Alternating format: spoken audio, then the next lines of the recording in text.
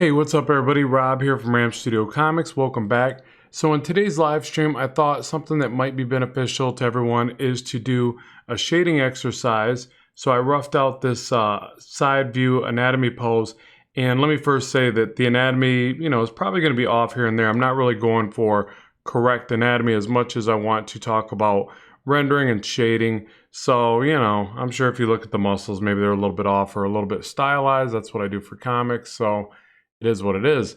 So if you guys chime in and let me know, if you think this is a good idea, and let's press forward. I kind of want this one to be about showing you maybe a couple different ways to shade, and also keeping in mind that when cross-hatching, you can kind of be messy and have fun with it. I think that in the beginning with our art, we're very critical, and our critical way of thinking kind of gets in the way of, kind of experimentation and having fun with it. So that's really what I want the premise of this one to be about. So you guys let me know. I just thought, based upon some of the recent comments, this might be a good one to do. So yeah, we got people already chiming in, which is great. Thanks so much. Chris Cranham, good to see you here. Holy smokes, that guy is jacked. Yep, that's the point. You can get some little veins here, and if you notice, I took the veins and the hairy arms and put those on. It just sounds weird, veins and hairy arms. But put that on a separate layer just so you guys could see the effect that you get when doing that. We'll talk about that as well. I'll be honest, a lot of times I leave that out unless I'm drawing a character like Wolverine or somebody that needs to look like, overly masculine, right? So then, you give them really hairy arms and veinage. Yeah, and I also want to say I just did Motor City Comic Con. It was a great time. So if you guys got questions about that, I figure we could talk about that. And just kind of throwing it out there, I was disappointed about the ending of Game of Thrones. So, some little side topics there, I guess. I don't know, but we'll focus on the art here. Oh, gotcha. So Life in Decibel, and forgive me if I missed some of these, but I'm just popping in and out here. Life in Decibel says, I have a question for you. It's a little off topic. Are there certain days that you answer Udemy questions in your class questions section? I try to do it every few days. So if you don't get a response, feel free to, message me again through there, or also contact me through one of the social medias. It's kind of hard because I got a lot of them going on, but I will do my best to get back to you there from one of those different ways. Okay, what I'm going to do is jump in, hold some questions for a moment here. I want to jump in and start this. And, oh, Critch, okay, you weren't kidding at MCCC when you said new content was coming. It was a pleasure meeting you. Pleasure meeting you too as well. Let's see. Random guy, I like that name. This is a really hard and time-consuming technique. If you can show us the best and less time-consuming way, that would be great. Okay, let's jump into this. So what I want to show you first, actually I want to show you a little bit of the behind the scenes of this as well. So I just want to show you that I even started this, and this is probably going to make a few of you gasp. I started this by tracing a picture. Oh my God, there goes the magic, right? What, dude? I thought you did this all from imagination. I did, sorta. So what I did is I traced a photo that I found online because I wanted to see a side view of a body. And you see it's very different from the one I ended up drawing over here. Let me move this over and show you. So I did draw this. I didn't trace the one you see to your right. The one on the left, I traced just to kind of reconfirm some of the shapes in my mind. And you see I still managed to take it from the trace version and skew it as I did my comic version, okay? But the reason why I wanted to share this with you is to show you that tracing can be very beneficial, and it's not, I wouldn't trace it and use it as my end result ever. I just don't do that. I trace it to study, then I take it away, or I look at this and then I convert it to this, but I drew this freehand on the right. So I just want you to see that sometimes that can really help you as a way to learn where muscles go, proportions, things like that. But obviously for comics, we're gonna skew those. So I just wanted to show you that real quick. Now, what I want to also tell you, somebody just mentioned, this is time consuming. What's the quickest way to do it? I'm going to add a layer over top of this initial line art and get started. First thing you want to think about is where your light source is. So if I was to take just the shoulder here as a description, I'm going to say that the light source is going to hit this area something like this. Okay, so here's light, here's shadow, and in a basic kind of understanding of it. You just have to go into this thinking about that. So let's start there. Now, you'll know that you'll probably notice that in a lot of my work, I tend to do more of this. I go, I draw on a shape of shadow, I fill that in, and then I start to do these tapered lines where I like sculpt each line and I make them pretty thick, and then I have them go to a point. Okay, so this isn't the way I'm going to show you right off the start, but what I do want to show you is that this is typically how I do it for one of the styles that I like to try to go for in my comic art. So I curve these lines a little bit, and I'm basically trying to create a gradation from the bulk of the shadow here to the roundedness of the form, and ultimately ended up with a light source. And I'm thinking of this shoulder in two ways. I'm thinking of each one of these areas like this, as a light, light emanating or radiating off this highest point. And I'm also thinking about it as one big shape. So I think that's important, that you have to really do that with anatomy, or you'll get an overly segmented look, which I find seems to happen almost anyways with the way that I do it. But again, if I was to do this in my traditional style, I would develop a shape of shadow, and then again, I would render these lines like this. And maybe we'll do a little bit more of this after the fact, but what I want to do is show you that you don't necessarily have to just do it this way. This is one way to look at it. Another way is to really just get in here and start, you'll see I'm going to pull these lines in the other direction. I'm not going to worry so much about thick tapered lines at this point. I'm still thinking the same kind of shading, but it's going to take me a few more overlaps to get there to the darkness that I want. But what I like about doing this sometimes is it gives you a nice workup. So at this bottom line, I'm going to purposely make these a tiny bit heavier and more tighter in succession at the base. But then as I work up to this gradation, I'm going to have these divide and get further apart. Or I guess I kept those the same. Let me try that another way. Break those apart like this. So that's another way to try to convey this gradient fade. Now, the reason why I think this is a little bit easier for, maybe a newer artist or, somebody that's, considers themselves a little bit more of an amateur. I think this is easier because you're not worrying about sculpting every single line. You're actually just worrying about these overlaps to create the gradation, to create the tonal value that you're looking for. And you can really keep doing this. So one of the things that I think is important to mention, let me read through the comments real quick here so I don't miss too much. Okay, now there's going to be a few that are off topic, like can you show me how to do face shapes? I'm not really going to bounce around a whole lot in this one because I want to cover this, and this takes a little bit of explanation. If we have time at the end of the live stream, maybe we can jump into something else, but for now we're going to stay on topic with this.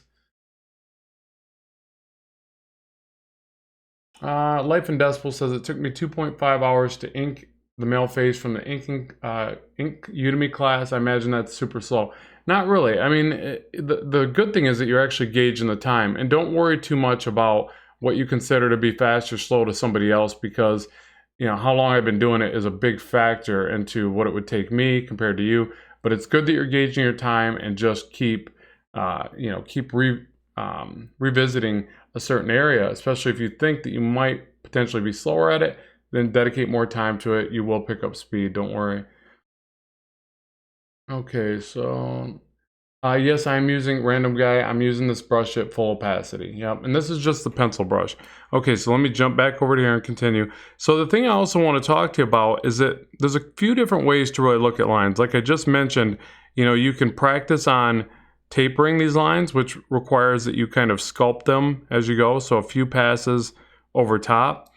Another way to look at these is that just by crisscrossing them, crosshatch can be one direction, then another direction, then yet another direction. Each time, and curving it too. You don't have to really just go up in a very horizontal, vertical, or diagonal in a straight fashion. You can bend these around as you're curving them, even though they're pretty straight lines.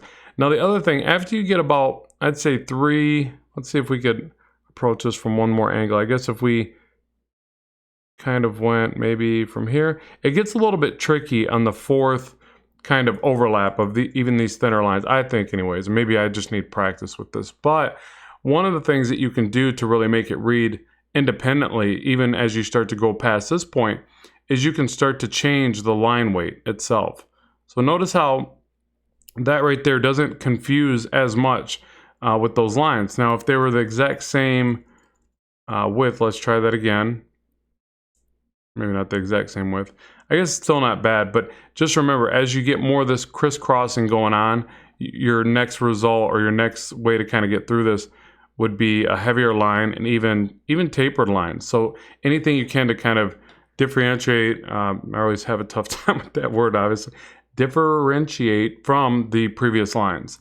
So just think about that. So again, you've got tapered lines that you can also crisscross.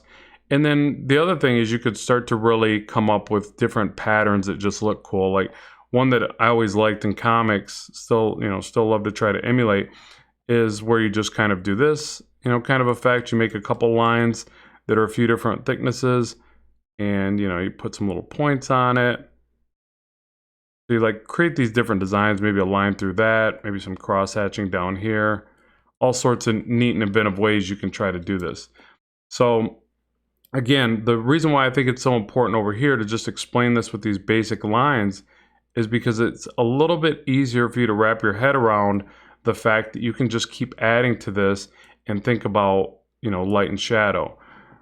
So we could bring lines going up with the arm here for this part of the muscle group, this part of the deltoid, and then crisscross or, diagonal, go this way.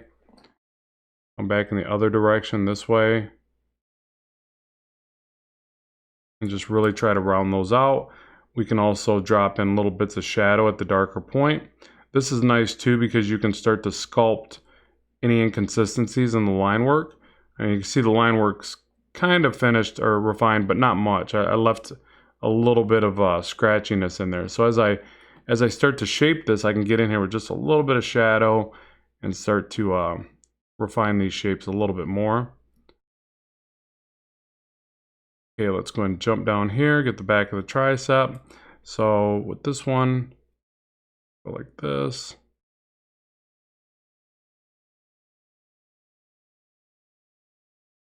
Now we'll start to rotate this. This is actually harder for me to pull the line up. So what you should probably do is rotate the page to what feels the most convenient. Feels the most natural, I should say. And I feel like when I do these thinner lines, I'm better off going from left to right, or from almost like the thinner point to the thicker point. Now, if I tend to taper them, then I go from the thicker point and I need to like push into that thinner line. So that might just apply to me. We're all very different in what feels right, but I just want to share that with you.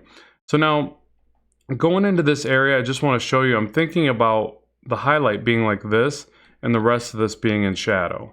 So as I do this, I'm going to pull these lines and I'm going to try to recreate that shape just like that, and then I'll cross hatch into that. I want my darkest point to be under the heads of the tricep. I think that's the way you refer to them as. Again, kind of the third pass over here, and break those up. I also want a little bit of shading over here, so I'm going to pull some lines this way. Cross hatch those. Go back up. You see, I'm being pretty messy with it. It's a little bit cleaner than I was on the previous example that I showed you. I was kind of being real messy with that, but I think that essentially you can do whatever you want. You don't have to keep all these lines perfect to get it to read well. I'll go up this way. Now, this is another thing too. Let me erase these and explain this. Like when I picture the light source being over here, so we've got, the sun, right? It's radiating light like this and hitting our model. It's real easy to say, well, the light's, going to be brightest here and here and here and here. Okay, but sometimes I think if you do that too much, it really kills the roundedness of the form. So you'll see me sometimes actually put even just a little bit of shading to that side of the light source. You can always get rid of it at the end if you don't like it, but what I think it does is it helps to, again, make this feel like it's rounding over like this. Because if you always have this bright light edge to the side, you know, sometimes you are going to use it, but other times you want to even shade that edge, I think. Or at least, like, for instance, with this muscle group, you might shade down here and leave a brighter light source here, but you want to show that the shadow can go around the form this way. If not, if you keep the shadows all to one side too much, it just really starts to look repetitive and less accurate. And, you know, always study your photos to get a representation of, you know, how light and shadow works. But I do think that sometimes it makes sense to put it on the front edge of the anatomy. All right, let me read through these comments real quick, make sure I'm not missing anything. Using this brush, all right, I stopped there. Do you have any tips on drawing vehicles or nature? I'm going to be doing some vehicle demonstrations pretty soon. I've actually been practicing that. Nature, backgrounds, you know, I gotta say on all that, you gotta just draw from life, but I will be doing some videos on drawing vehicles. Nature though, it's like, just take pictures of the backyard and, you know, close-up shots of different plants you like, and really pay attention to the leaves, the bark on the trees, and try to draw it in your own style. But again, I'll address a lot of that stuff as we go with new videos. The main problem is knowing how big I need to have the brush. What is the brush size you say for the sketch and inking before adding line weights? You know, it's going to be dependent upon your canvas size. So in this case, the canvas size is, let's see, 14 by 8. I always kind of bounce around, but I usually gravitate to a 9 by 16 or 11 by 17 at 300 DPI. The brush size is currently at 7. But I usually cycle that around based upon what I'm trying to create. And the main thing I'm looking for is that when I zoom in, I like the clarity of the line. So it's directly related to the resolution and things like that. But yeah, you kind of just bounce it around for what you're looking for. I think the pressure sensitivity is more important a lot of times than the actual brush size. Let's see.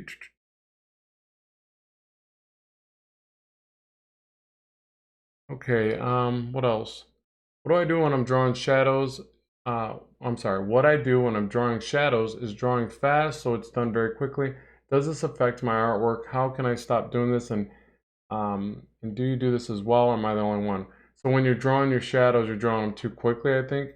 I'll tell you, one thing that I think is really important for shadows that I find myself doing a lot when I feel myself struggling with shadows is I'll actually get in here with a like a light blue gray, maybe something like this, and I'll actually draw. Let me get this brush.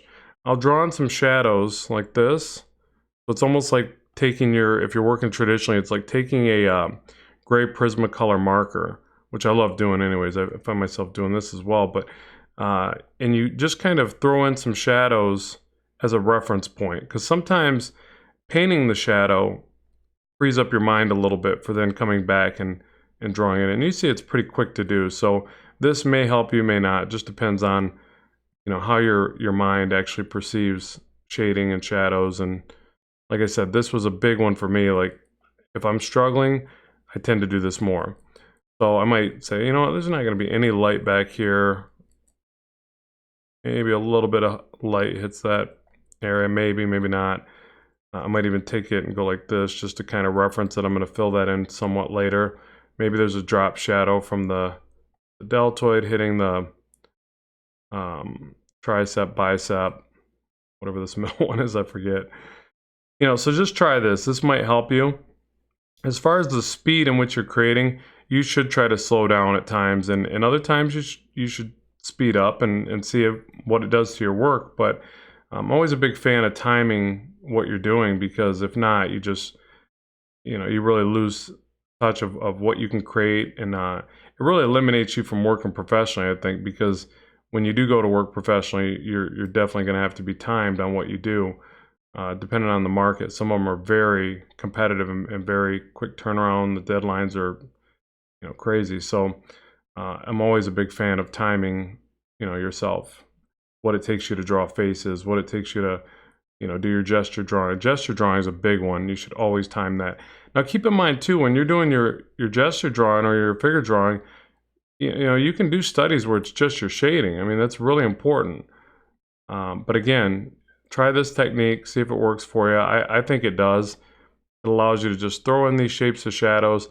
Also, with shapes of shadows, you see I kind of overly round things. Try to maneuver these and throw random bumps in the shadows as well. It's very easy to make everything overly smooth.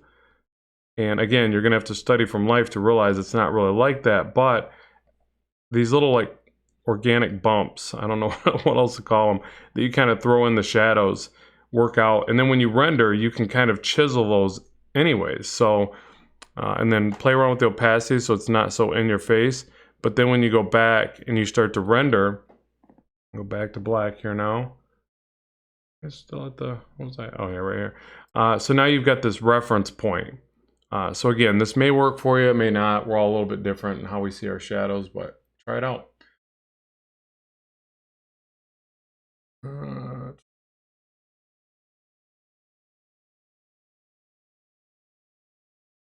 Okay, so let me jump back into this. I see a couple questions here, but I have a tough time of like, staying on the work and reading at the same time.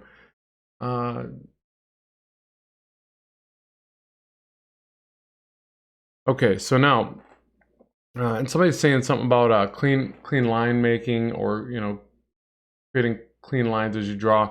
I have to always say that goes back to just repetition. That it's not going to happen immediately.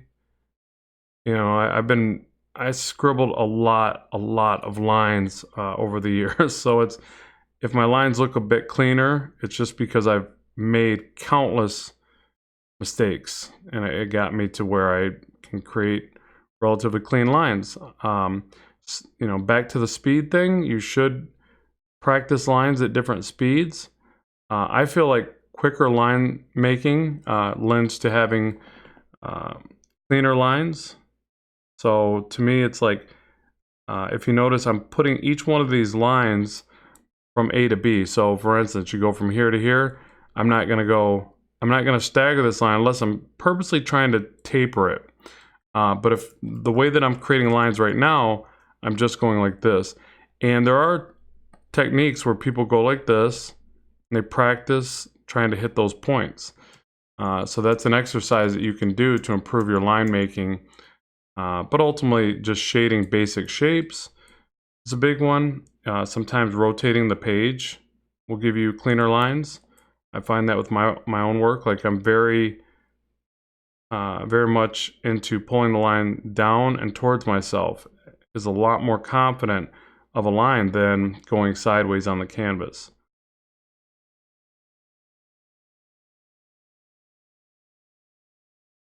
Same thing, I want to shade back here.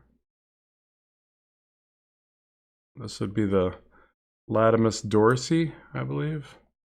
Trying to get the terminology down. At some point I want to do a dynamic anatomy course, so it's not going to be, true anatomy. It's not going to be like medical illustration anatomy, but I need to know enough of it where I can relay the right information to you guys. But it's going to be dynamic in the way that it's going to be more comic book-esque and exaggerated. I really don't do a whole lot where I try to get perfect anatomy. It's just not really my goal. I mean, I always want to know more about it and get better at it, but I'm about exaggeration, like a caricature version of anatomy, basically. So again, cross-hatching. But hopefully you see with this style that these are very basic lines. That's kind of why I wanted to show this one, because I want to show you that you can achieve a lot with just primitive line making. It's not the only thing that's advanced here, if anything, is just crisscrossing them and making sure that certain parts end up darker by overlapping them. So you could look at this gray area that we established with the paintwork as like this is just the lightest tone. Okay, so you could really go through this whole thing and say, well, I'm just going to create these lines like this all the way through. And that's going to be my lightest tone, my first value, basically. And then as you start to crisscross or cross hatch over top of that, you get your darker values. So as this starts to go down into here, maybe I press a little bit harder just so it doesn't blend too much or get too messy through the... Now you see these lines are like parallel right here. So what I'm going to do is try to angle them just a little bit and then press just a little bit harder so that hopefully it doesn't read as too much of a mess. Dang it, Siri. It's funny, I trigger Siri in every live stream. I think she's stalking me. Okay, so what's that, Pat K? Please, a battle robot tutorial workshop? Goodness. All right, I'll put that on the list. I just looked over and saw that. Just don't learn anatomy from Rob Liefeld. Oh, come on, people. Leave Rob alone. For one, he's a Rob, so I got his back. We're both Robs. But he brought us Deadpool, for God's sakes. Deadpool and Domino and countless other crazy characters, like the one that got thrown in that wood chipper. That was hilarious. What was that dude's name? I can't talk today. Come on, quick, people. Who was it? Guy got thrown in the wood chipper. Deadpool 2. This is easy. I gotta start doing contests on these for these responses. Alright, so how do you incorporate gesture drawing with your figures? Well, you start with an action line, and then you go from there. We'll do more on gesture drawing. I gotta, but you should always incorporate gesture drawing. Gesture drawing is going to make your characters more alive. It's gonna really... Shatterstar, thank you. Boy Nova 1000 for the quick response time. Okay, so is Sketchbook part of Photoshop? No, and I'll tell you what, I'm not paid to say this. I don't promote too much. You know, I promote a little bit, but Sketchbook Pro is free. Free. I can't believe it. Like, it blows my mind that they did that. But so jump on it while the getting's good. It's totally free. So yeah, it's drawing me back to it a little bit more because I think that's really nice when companies do that. They've got a lot of other bigger, more powerful programs. Like, they're the same people that own this program, last time I checked, also own their Autodesk. So they do like 3D Max. So if you know anything about 3D Max is like one of the amazing softwares that a lot of stunning video game art and all that is designed in. A lot of stuff. 3D Max is one of the big players. They're not quite as big. Again, last time I checked, I haven't been in the 3D game as much. They're not as big as, like, say, Maya and things like that, but they're pretty darn big, and they might have gotten bigger since I tried to use them, but it was so complex for me. I went to Lightwave 3D. So yeah, people know the channel. You probably know I used to be a 3D artist, but yeah. So anyways, the same makers of that give us Sketchbook Pro, and it's free. So pretty cool.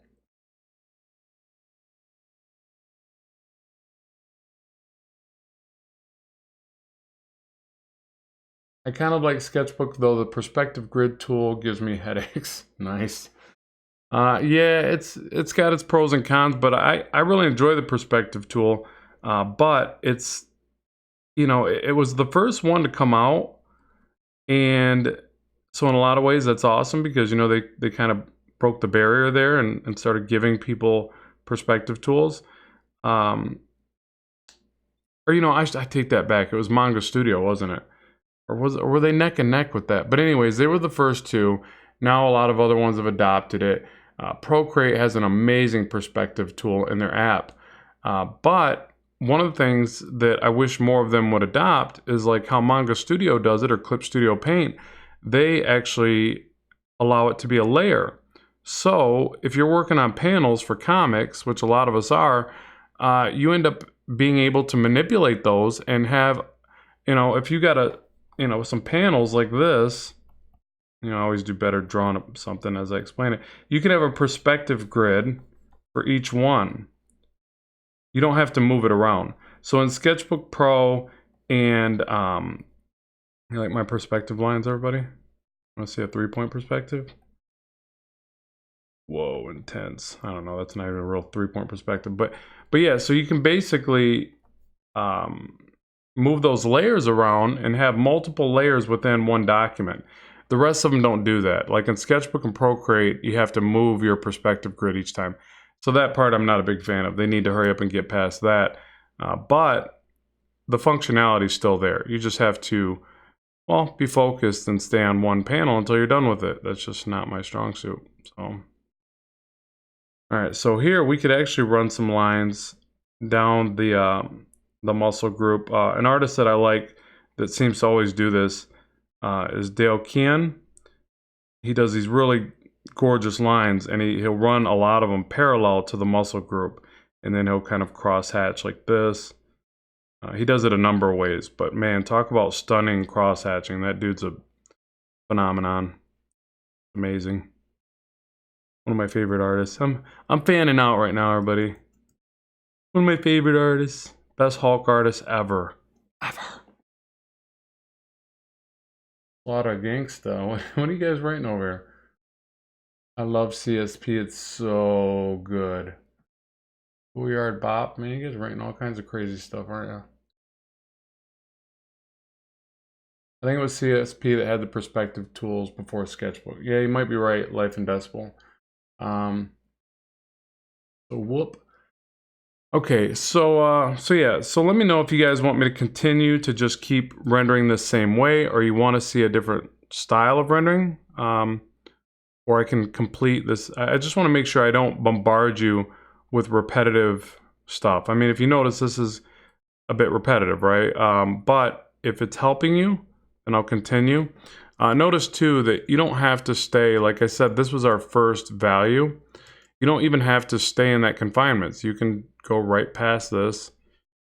And at the same time of doubling up this value, making a darker gradient, you can create a new value by overlapping. Now my lines are really ugly there, so I'm gonna go back. I kind of do that at the end, but I just want to show you there's lots of different ways to approach this.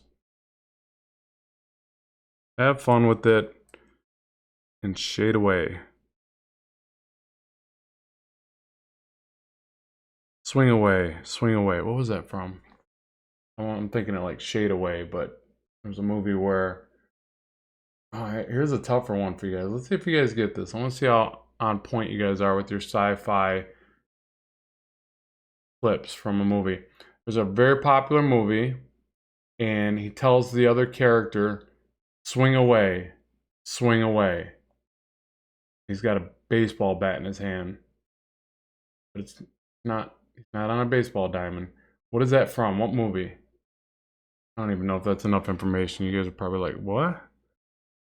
Draw, dude. Science fiction movie. I'll give you another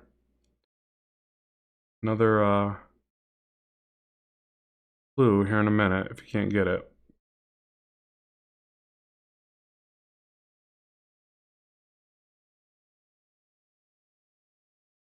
Yeah, Signs.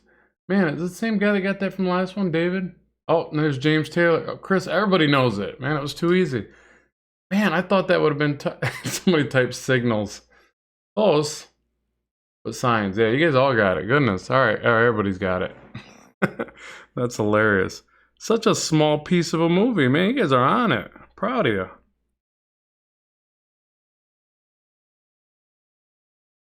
Anybody else ticked off about Game of Thrones and the ending? Or should I not even open that can of worms? So mad about that. I can't stop thinking about it. Just so angry. Anybody else agree that Jon Snow shouldn't have just got shipped off to the north and he should have been the end result, the hero, the king? Or am I just, was that too typical? Is that why they just like gutted the story? And I don't know. So weird. Whatever. I guess I'm just a mad little fan. And normally I'm pretty darn let it die. Nice. I'm pretty darn content with Nice. I like how Chris explains it. Mel Gibson says it to that guy who's gonna be Joker. Nice. What am I mad about? I'm mad that I think Jon Snow was supposed to be the true king, and I think that that's kind of where the hero arc lied, where it needed to go. And instead, it like he kind of got punished. I mean, at the very end, they make it a little bit better. You know, forgive me if this is spoilers for anybody that didn't see it, but I think at this point, anybody saw it. It's not like going to see movies, just HBO or whatever. But yeah, it's just like they were really pushing all these different narratives, and then they just threw their hands up and they're like, you know, we just want to freak the audience out. We're gonna shift it. I don't know. Yeah, let me just stay on point with the shading here. I'm sure a lot of you are here to learn this, not hear me rant about what I didn't like about the ending of Game of Thrones. But yeah, so let me know if you guys want to see a different type of shading or if you want me to continue this. But the other thing I think is important too is as you do this, pan back and see how the shading is coming together. Since we're using a lot of fine lines, this can be very beneficial because, you know, one of the drawbacks to digital is you might feel like your lines are cleaner when you get up close, right? But then if you're not checking it from a distance, you might be unnecessarily rendering a lot of stuff that's just not going to translate. So just be careful of that. But I'll tell you what, I feel like adding that gray layer has helped a lot with pinpointing the shading. So it didn't take much time to do. And now I can just really focus on the values I'm creating with my line work. Line work.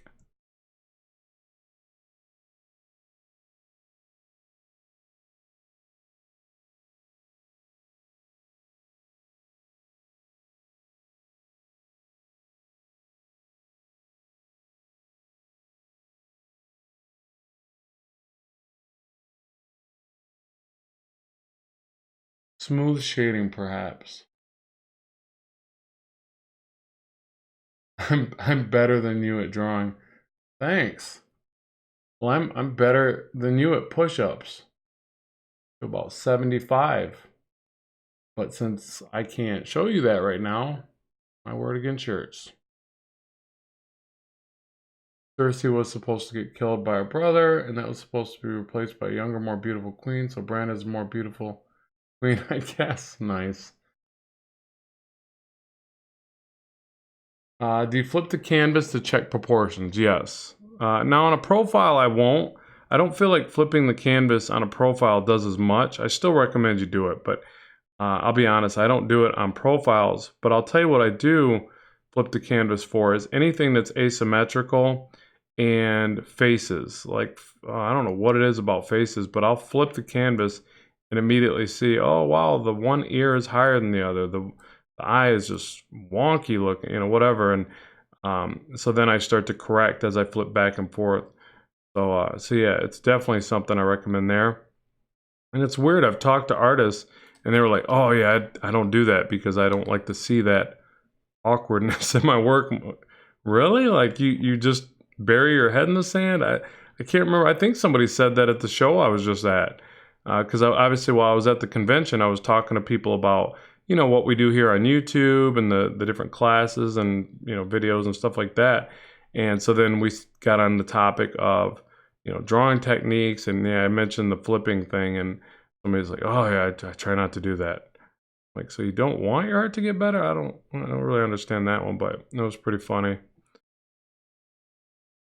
So if that person's watching right now, I'm not knocking you. I just thought it was a funny kind of rebuttal to that idea. It's like people that don't want to take critiques, you know, it's like, yes, they can hurt your delicate ego and all this and that, but the end result is like, do you want to get better? You do? Oh, you do. Okay, that's funny because I thought that was the goal for all of us. So you're going to have to suck it up, Buttercup, and take a critique or two. It's not all fun, I guess, but it's gonna make you better.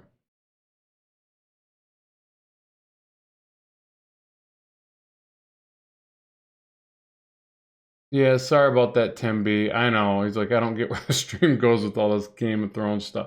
You're right. Totally done with that. That's me doing small talk. It's hard with these live streams because I want to run them longer, but I do feel the need to just like make small talk. You're right. Shouldn't go there.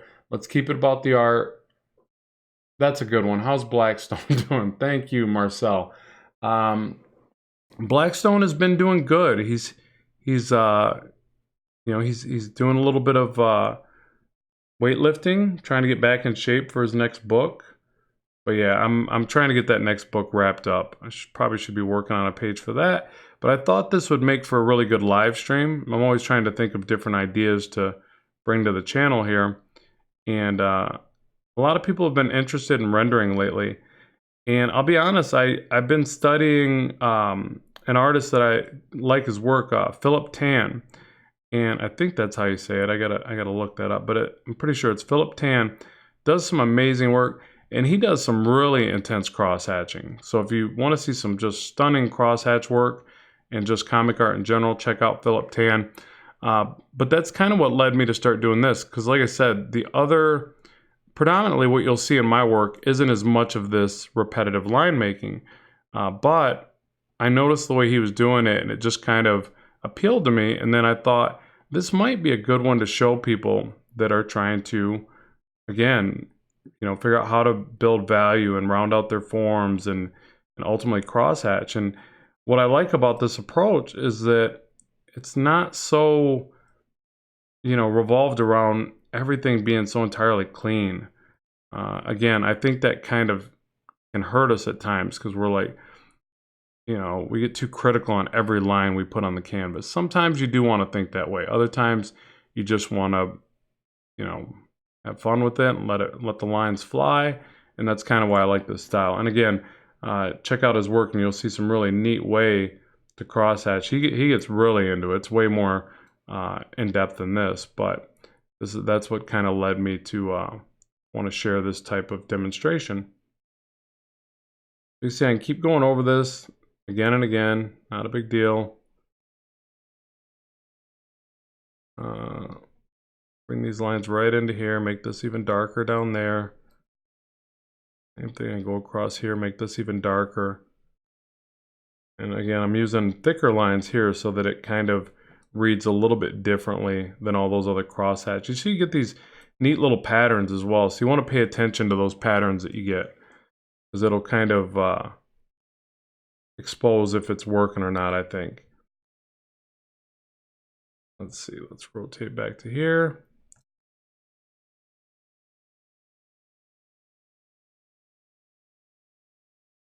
And I think even up here a little bit more. Oh, accidentally went with the lines. The directional lines are already there. Not a big deal, I guess. Does he have an Instagram? Yeah, in fact, that's where I follow his work. I love Instagram, you guys. Like, I don't know what it is. I think it's because it's image first and then everything else second. So I'm so sick of Facebook. Like, yeah, you're right. It's Philip Tan, just like that. So everybody just look at the live stream, check out his Instagram. Great work. Oh, Jonathan Rector, good to have you, man. How you doing? I haven't talked to you in a while.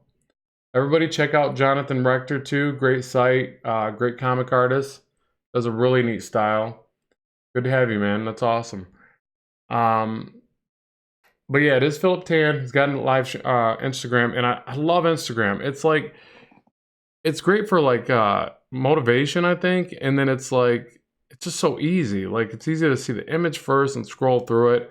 I don't know, Facebook, Twitter, all that stuff's too political at times, which I don't like that stuff. And, I just don't like it when people get overly into that and that consumes your feed or something, So Instagram's become my favorite. And it was funny because at first I thought, well, that's probably just for kids and maybe I'm too old for Instagram. And then I noticed all the comic artists that I like were on there. So I'm like, well, if they're on there, I'm going to be on there. So yeah, check it out.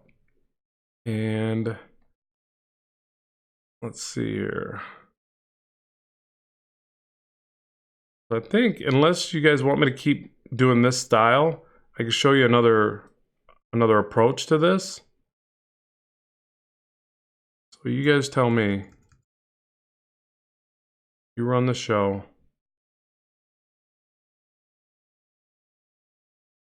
Can't find my Instagram. Oh hell no. Let me type that in there real quick.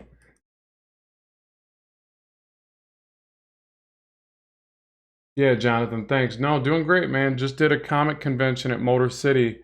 Let me see if I can type this Instagram real quick. Does it even work on here with links? Instagram.com. It's Robert_Marzullo. Shameless plug time, everybody. Here it comes. Bam! If that's right. I think I typed that right. But yeah, just did a comic convention, Motor City Comic Con. It was a good time. Really got to get more and more into the comic scene. Those conventions, I swear, they're like required learning. You know, like, you know, you've heard required reading. Those conventions are required attendance or whatever. Just, you learn so much from those. I learned so much from all the different artists there. I get, again, inspiration. I always come back inspired because you see some fantastic work that makes you want to try harder, and just learning from the other people that are out there hustling and grinding and getting it done is so impactful. And you know what was neat? This time I actually got to meet like 4 or 5 different people that came up and was from the YouTube channel, which was neat because, you know, yeah, the channel's got, you know, a good amount of subscribers or whatever, but it's all over the world, right? So I didn't think anybody would show up at that show that was like, hey, I know you from YouTube. It was really cool. Really, just kind of made my day. You know, it was really neat. Yeah, Jonathan, you got to check it out. It's a good show, a really good show. It's big. I mean, they opened up Artist Alley to like 60 more tables or some crazy thing. It was Artist Alley was massive this year, which a lot of people were complaining about. But you know, I don't mind it. Like, to me, it's like maybe it brings in more people that are looking for that artist and it cross pollinates. I never look at competition like a bad thing. I think it's a necessity, and I just love the fact that these conventions are growing because, you know, I watched, you know, shortly after the '90s when a lot of that was dying down, and it seemed like those conventions were getting smaller. But no, that sucker is growing. It was a massive show. There's another one coming up in Detroit at the Kobo. I'm gonna try to make that. I think it's called the Michigan Comic Con or something like that. And then I want to get over to Canada and do Toronto. Do you do Toronto? Because I used to do that show and loved it, man. I love Toronto. Awesome city. I was there one time and they were filming Get Carter, and I almost got to meet Stallone. Almost. The security grabbed me and threw me out, but I was so close. But yeah, that's another story. Okay, so Shodan has a good question. How do you apply the same technique on a female and make it look soft and smooth? So, you know, what I tend to do with female characters is I'm only going to use this type of rendering for things like the suits, okay? So if it's a shiny suit, you're going to go even more heavily with this, and you're going to like break it off into where the highlights go. So like a shiny suit, it's going to have a more specular kind of highlight, and you're going to run that through the middle, and it might have a little edge lighting. So you're going to do more of this rendering real tightly together, and then break it off to where the specular highlights are. But with the female characters, I do less rendering. So my style is probably not the best one to explain that to you, because I do less rendering with females because I feel like it helps to make them appear more soft. So I might just do lighter lines in a certain area, or I might just, like, I even soften up the shadows. I don't do as much rendering on the female characters. I let the hair be very rendered because it traces the face. It makes a very nice, you know, design. So you render out the hair, especially dark hair, obviously, and render the suit, but I leave the skin with very light lines. So hopefully that helps. And yeah, like, is that Michelle? Artist Alley was awesome, so you were there. That's sweet. Mostly Why I Go, and Jim Lee. I know it, and I did not even get to lay eyes on the man, Jim Lee. I was, you know, I don't even know where he was at position-wise. I was stuck to my table. Not stuck, but, you know, it was busy, so I was at my table. and I didn't have a backup there a lot of the time. But I wanted to try to, like, you know, I would have loved to have gotten in line and meet Jim Lee. It would have been fantastic.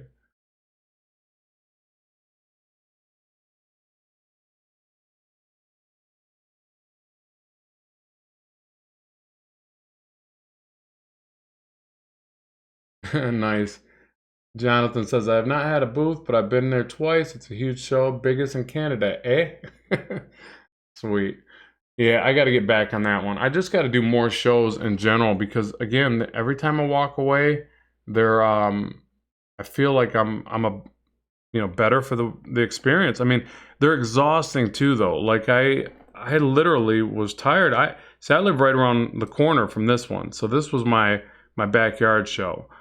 So I live in mid-Michigan. So for me to go to this one, Novi is like, you know, it was located in Novi, and it's like a half hour from me. So I have to do this one. And it's the show that launched me. Like when I first got published in the 90s, now like late 90s, I was going to this show to sign my books. It was the first time I got that, you know, that ego boost of like, somebody wants my signature. Wow. It was so weird, you know, and like, but it was cool, you know. So I have a certain affinity for this show because, again, it relates to my start in comics. But I just got to do more of them. Like, they're so important. The things that you just share with these other artists when you're talking, other creative individuals, writers, everything, you know, you come back going, wow, like, I didn't know that. I didn't know that that's how this person was making it. Like, it's funny. It's almost like each person has a different way that they've found success in comics. I mean, just a little bit different. Like, you know, you'll be talking to somebody and they're like, yeah, I made, you know, my success on, you know, I got a Patreon following, or I got a, you know, my YouTube took off, or I sell prints, and prints, you know, have done really well for me. And yeah, everybody's got a little bit different recipe to their success. And it's like, wow, you know, you need to know that, like, because you know, you'll talk to some people and they're not making it in comics. They have a second job. A lot of people, I'd say, um, and then, you know, you try to share what's worked for you with them, and then other people are like, oh, I've been doing this full time for 20 years. It's like, what? And how are you doing it? You know, what are you doing? Do you work for Marvel and DC? No, you know, I do this, that, and the other. I do, you know, random covers, and I do a little bit in the children book sector, and they all have a little bit different thing going on. So it's really neat to see that. And then again, you come back and you're like, wow, you can make it in comics. Like, it's not all, I gotta get into Marvel and DC. That's not the only way. That's just one way of one of many.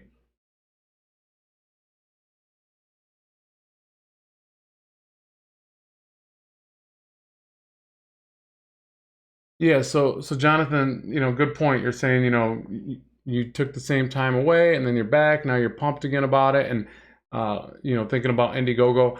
I've been actually looking at Indiegogo for a while now. I had a lot of people offer advice on it on the channel and saying, you know, hey, you know, you should do an Indiegogo. We'll back you. And I don't know whether or not it would get funded, but I'm actually doing the same thing. What's up with that? Hey, Amano Art, that's enough. We all appreciate that word, but not that many times. He's wanting to get banned. Yep, we're gonna be banning here shortly, dude. Don't fill up the feed with naughty words. Goodness. Really? Does anybody know how to ban? How do you do this? What do you click? You're out of here, Mono. Mono Art, too. You think you'd be like a little more now another bad word. You're out of here. Get out of here. I don't know how to do it though. Hold on. Report, put in timeout. Yeah, I'm gonna put you in timeout. See ya. And I wouldn't want to be ya. Ban hammer. How do you do the ban hammer? All right. Anyways, sorry, folks. Sorry you had to see that. I hope none of you have very young eyes. It'd be bad. Okay. So yeah, 3 points at the right. Yeah, I found that for the timeout part. Must be a child. Nice. I like how you say that in a very parental text voice. Must be a child. Very calm too, no exclamation point, no nothing. All right, yeah, you can ask questions related about comics. And let me say this too, like, you guys, you know, feel free to answer each other because there's only so much I can read here and try to stay on point with drawing. So help each other out. That's the beauty of this community that we're doing here, obviously. Don't wait for me to answer it. If you know the answer, chime in. But yeah, so back to what Jonathan said. I will be doing an Indiegogo, and Jonathan, keep me posted on yours, of course. I hope it works out well for you and we can compare some notes. As Rob tries to figure it out, we all get banned. No, I would never do that. But yeah, so basically, you know, I don't know what that stuff. I mean, I think that if you got a good concept, if you've got a good product, it's going to get funded. That's what it seems like. Like, I always notice the ones that get funded are, you know, solid products. They've got everything ready and laid out. Okay, so I'm going to call this the first example of a looser, lighter cross hatching. And hopefully you understand that you could just keep going with this and developing more and more shadows. Obviously, like I pointed out before, you can add the, where's my move tool? Oh, right here. You can add the hair and the veinage over top like that, and it gives you Wolverine or somebody like that. So that's pretty easy. That's just drawing in the lines, obviously, and then putting shadows to one side. So yeah, so with that, that's kind of that more rendered style. Okay, so let's get rid of this now. Let's do another style, which I would say is more the type of look that I use. I'm going to use that same shadow for reference. And jump in here. Got a layer going. Okay. So with this one, I draw on the shapes of shadows more. So let's go ahead and do that.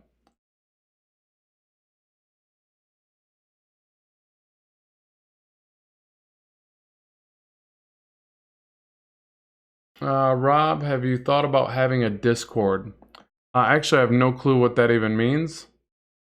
What is a Discord? Riddle me that. So with this, I'm going to draw in the shape of shadow. Remember what I said about this little bump? I think you should add these. One person that I started paying attention to this to, I'll say a couple artists. One is Ed Benez. He does these really neat shapes of shadows. Another one is Ivan Reis. I think it's Reis. It's R-E-I-S. Does a lot of Disney, DC work, sorry. And he does really organic shapes of shadows. So yeah, I think it's really helpful to not, like even this shape here, it'll appear a bit weird until I render it, but you don't want the shadows, you don't want to do this. Bubble shadows, teardrop shadows everywhere, or highlights in the, you know, you just don't want to put circles on everything. It just looks really strange. I think you can still sculpt it a little bit with the rendering, but I think it's better if you just kind of, you know, throw in these little bumps and these, you know, different, play around with your shapes of shadows, I guess is the best way to put it. They don't have to be too even. I feel like this is too high up. Let's bring this back. Like that's even too even, if that makes any sense. Like that. So I'll typically trace this shape of shadow effect first. Get some of that in there. And then we'll go ahead and fill this in.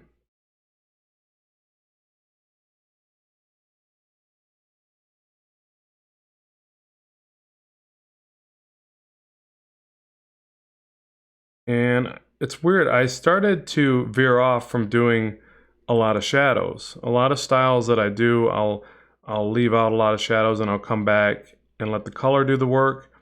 It does save time in a lot of ways, but I feel it's like not really the style I want. It's just almost like a compromise. Like I'm just trying to see if I can speed up by not doing all this rendering. But it's not exactly the style that I set out to do. So I think that's another thing that happens. You're always trying to get more product out, and you know, picture yourself working on a book and trying to hammer out these scenes. You have to have a you know, quick workflow. I learned that from storyboards because it was like, you know, the deadlines were so freaking insane. So you start to compromise your style, your what you want to see in your work. It's kind of sad, but you know, if you can't complete it on a deadline, then it's not realistic anyways.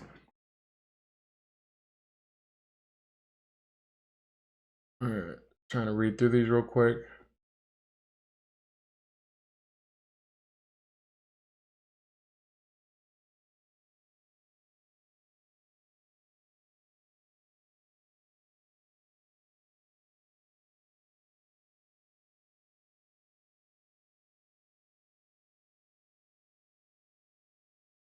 Yeah, so Jonathan talking about that pitch. So he also heard of people having created campaigns with just a 5 to 8 page pitch. I've had people approach me to be part of projects like that, and unfortunately, I've turned them down. And this is why. It's not that that's not a great way to do it. Like, especially if it's your campaign. I guess I just turned them down because they were expecting me to work on their campaign and they weren't funded yet. And this was a Kickstarter thing, by the way, not Indiegogo, because there are some benefits to Indiegogo. Like, I think that even if it doesn't get funded, you keep whatever proceeds are generated and it continues to be an online store. So definitely superior in that way. From what I know, and I have limited knowledge on this, by the way, um, but you know what worries me about that is it's got to be a really committed. Um, Again, if it's your project, go for it. I would say that that's a good call if it's you doing, you know, because you know what you're capable of and how committed you are. I had to turn it down when it was presented to me because I just didn't know the people. I never worked with them before, and they were like, "Yeah, you know, we want you to campaign it and everything on your channel, and we'll get funded and we'll do this book." And I'm like, "Well, hey, in a perfect world, that sounds fantabulous, but I don't know you, and I don't know if that's really going to happen. What if it doesn't get funded?" So I veered away from that one. Maybe that was a bad call. I don't know.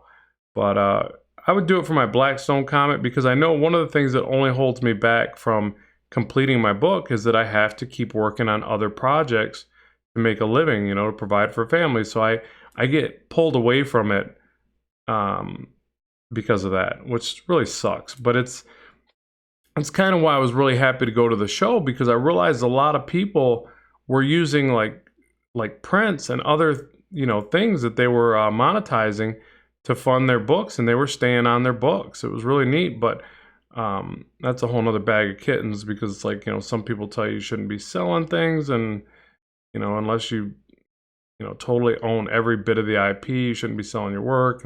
But I don't know. I saw a lot of people there, some big name people that, you know, were slinging everything under the sun. I don't know, but whatever. That's another video in and of itself. But like I said, it's kind of neat seeing that there's lots of different ways to kind of market and monetize what you're doing, so that ultimately you can stay on your book and get it out there. I mean, because if not, good luck getting a book out every other month, or even, I mean, every month would be amazing, but man, I would only be able to work on my title, and it would have to constantly get funded, or I would have to have, you know, I don't know, a following of 10,000 active readers or more. I don't know what it would take, but it would take a sizable amount of people buying the book every month for me to only do that. But that's, you know, it is what it is. But yeah, just to explain some of this too, the you know, now I'm going for more of the thicker tapered lines. I'm still trying to get, you know, a gradient, but I'm trying to um, you know, use thicker, less lines overall and thicker lines to convey it. So if I was to look at this area, I've got my core shadow here, or bulk of the shadow. I want to round over this way for the tricep, and I want to kind of think about a shape like this, somewhere in that area. So I'm going to sculpt the lines this way and start thicker, break them off, get them thinner, and work around the form. A lot of artists will say, you know, you need to really round these around the form. Like David Finch is really good at that. I'm not as good at it. I don't know why, but when I'm tapering, I have a harder time rotating around the form, but I still try to do it a little bit. But generally, if you curve the lines, it's going to help to convey that, that rounded form that you're looking for anatomy.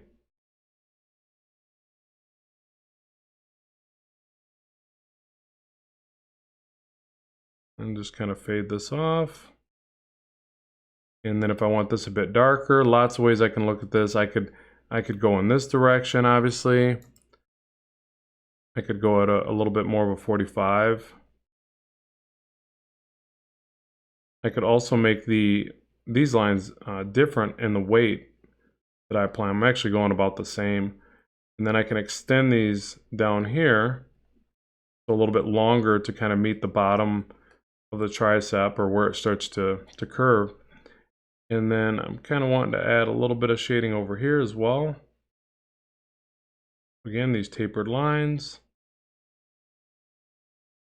Like that. And pan back, check the, you know, the gradation of it, the tonal value.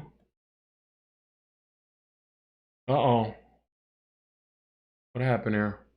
Lost everybody's comments. Oh, that's not cool. Warning, the stream's current bit rate is at 775. All right, everybody, just you've been warned that for some reason the comments are blacked out and the bit rate is low, I guess. I do not know why that is. So hold on if I can figure out what's going on here.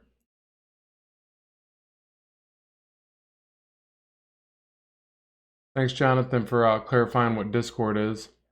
Sorry if I'm missing a bunch of these comments here. It was really tough to like draw this and then come back and there's a bunch of comments. Let's see. Okay, so Discord, people can send pictures of their drawings and you can react to them or something. Okay.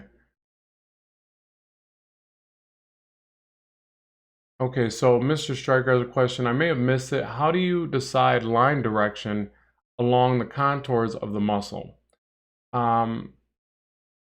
Basically, I just try to go around the form, and I don't know what's going on here, but all the last 15 comments are grayed out. I can't see them. That is so weird. What is the deal? And I would say, hey, does anybody got any advice on that? But I can't see the comments.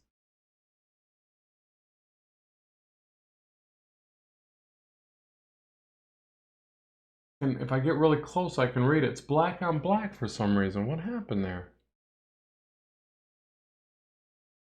Oh, man.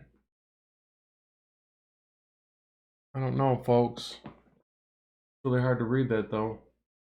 I can see Life in Decibel wrote, Rob's internet can't handle the beefiness of the muscles. Okay, I did get the question. I'm hoping it's going to rectify itself, but I'll go a little bit longer here. I did get the question, how do you decide which way to kind of point and direct the crosshatch, the lines? Okay, so you see this gray area, right? So if I was to draw the shape of shadow, probably go something like that, right? So let's do that first. So I'll draw on this shape of shadow. I'm using that gray as a guide. Say something like, let's just say something like this. I'm not gonna bring that shadow way up on this point. I can do that with line work. I'm gonna fill that in.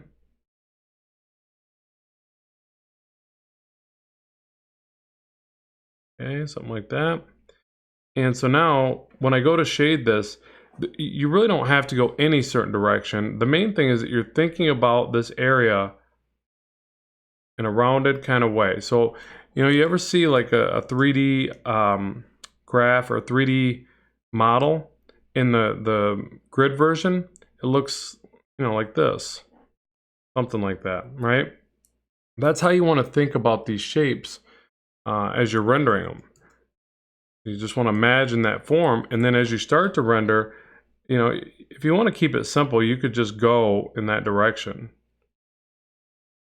Especially with your initial, you know, rendering. You don't have to do that though. You can crosshatch in any direction you want, but as it becomes a gradation, it should kind of fade off in this direction. You know, you're constantly trying to keep your light source in mind. And I cannot shade to the side. I gotta either rotate this way or this way. So let's do that.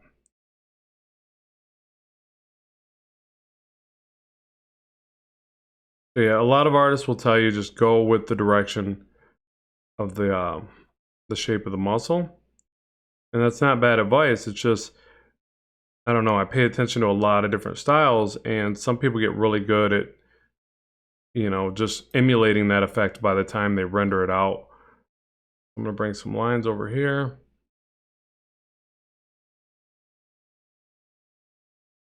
Man, I'm sorry, people. I'm trying to read this, but it all went black on black. I do not understand.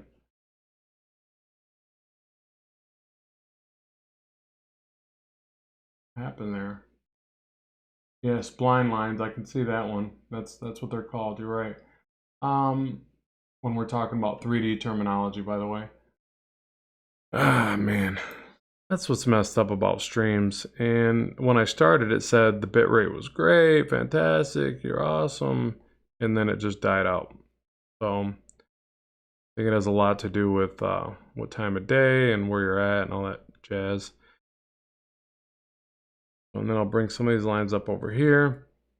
And you can see I crosshatch them. I actually don't really like the look of that crosshatch when I rotate this around, but it still does the job. It still shades it. And then I might add some lighter lines up here.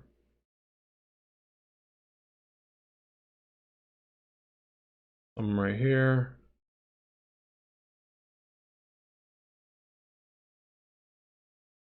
I kind of just keep approaching each muscle group like that. Again, you could take some of this. I'll add a shape of shadow here. And I could go with the direction of the muscle group, like this.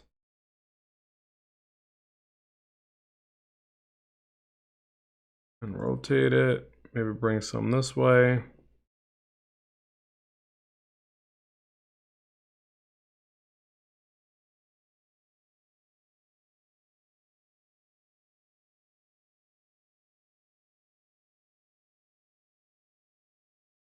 So on and so forth.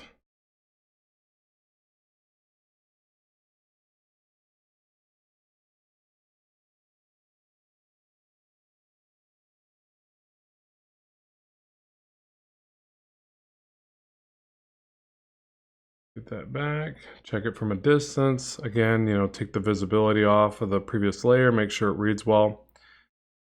And again, this is more the style that I traditionally do for my comic work, but I wanted to start with that other style just to, again, show you that you can really think of this in different ways. Lots of ways to skin the proverbial cat. Yeah, now how would I restart the stream without losing you guys? Is that even possible? Will it start and it'll just start a new stream? Because I can read it, but it's so weird that OBS, I'm using OBS to stream, and it turned black on black. Or I guess this is YouTube though that I'm looking at. So it turned black on black inside the YouTube chat window. Never seen that happen.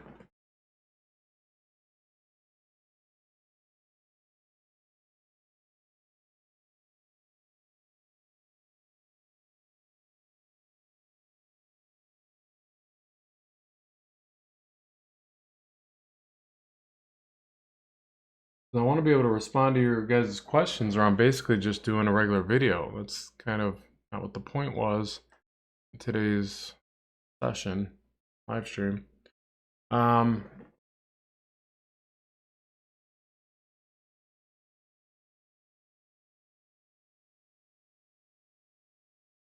Open up a new chat window. How do you do that?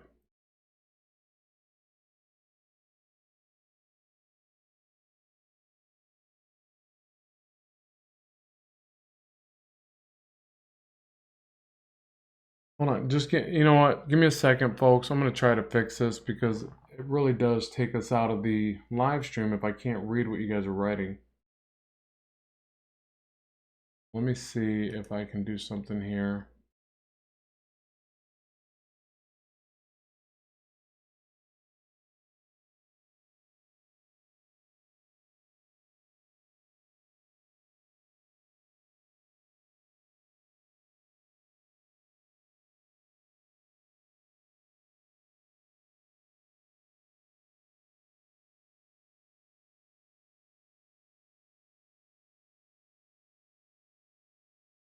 Okay, I'm gonna try to reload the page. Hopefully that doesn't kick us out of here, okay? See what happens here.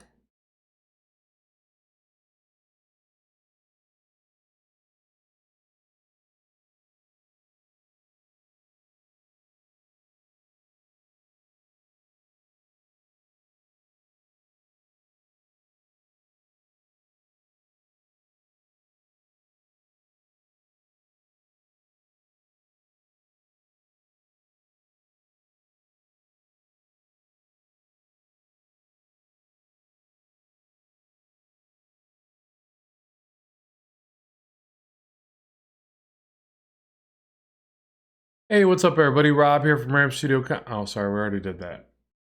My bad. Yes, I can see it now. I can see clearly now. The stream is reloaded. All right, sorry. I know that's gonna lose me some subscribers right there. Please don't sing, please. All right, so man, look at all them comments I missed. My bad, people. I don't know what happened there. Yeah, reloading the window worked though. It still says warning the bitrate's low, but we're just gonna have to roll with it. Other than that, is everything else coming through fine on your guys' side? Like you can see the work and all that? I'm just gonna keep going here, so you guys tell me if you know, and feel free to re-comment whatever you said because I lost like the past 20 comments there, so I don't know what I missed. And also, you're gonna have to do that anyways, because these come through sometimes in succession really quickly, and then I don't get a chance to answer you back. And I'm not trying to be rude, and you know, I don't want you guys to feel like Rob's a jerk and he won't answer my questions. It's just I can't read them all. At some point, I'll need a moderator, I guess, but I don't even know how that works yet.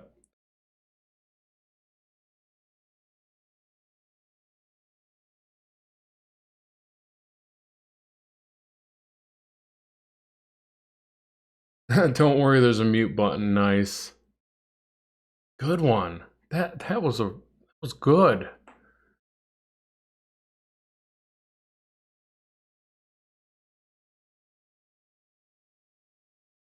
Can you do another channel without singing?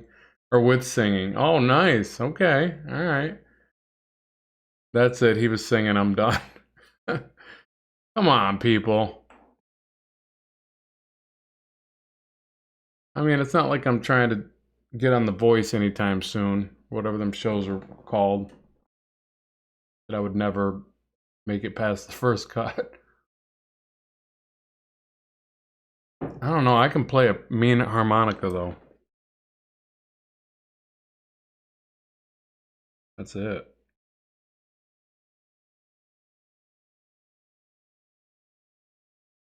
I don't know if that's the right muscle group right there. We're just going to roll with it.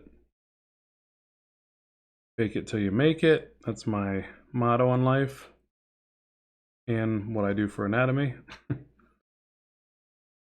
Fake it till you learn it, folks.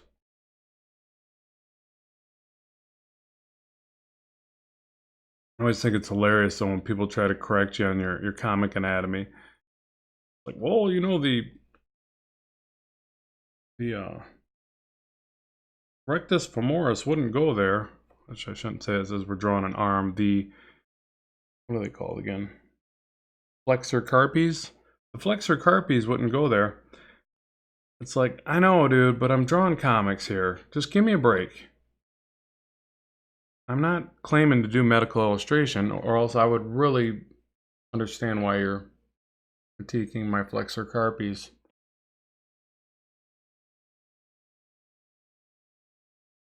Would there be a way to cheat them in Clip Studio? You play the harmonica and I'll sing. Nice. Oh, and hello from the Philippines. Hello from Mid-Michigan, America. Good to have you. I don't know what you're saying. Is there a way to cheat something? I didn't catch that whole conversation you guys are doing there. Okay, and hold on. This one from Mind Games. I think he wrote this twice. The problem I have is that I think more people have is not knowing what I'm going to draw, and that is a problem because then I stop drawing and put it away. Resend it, yeah. All right, so mind games. You know what's happening there? If you're doing that, you're not coming up with enough of a narrative. I face that as well all the time. Okay, all the time. In fact, I was at the show doing that.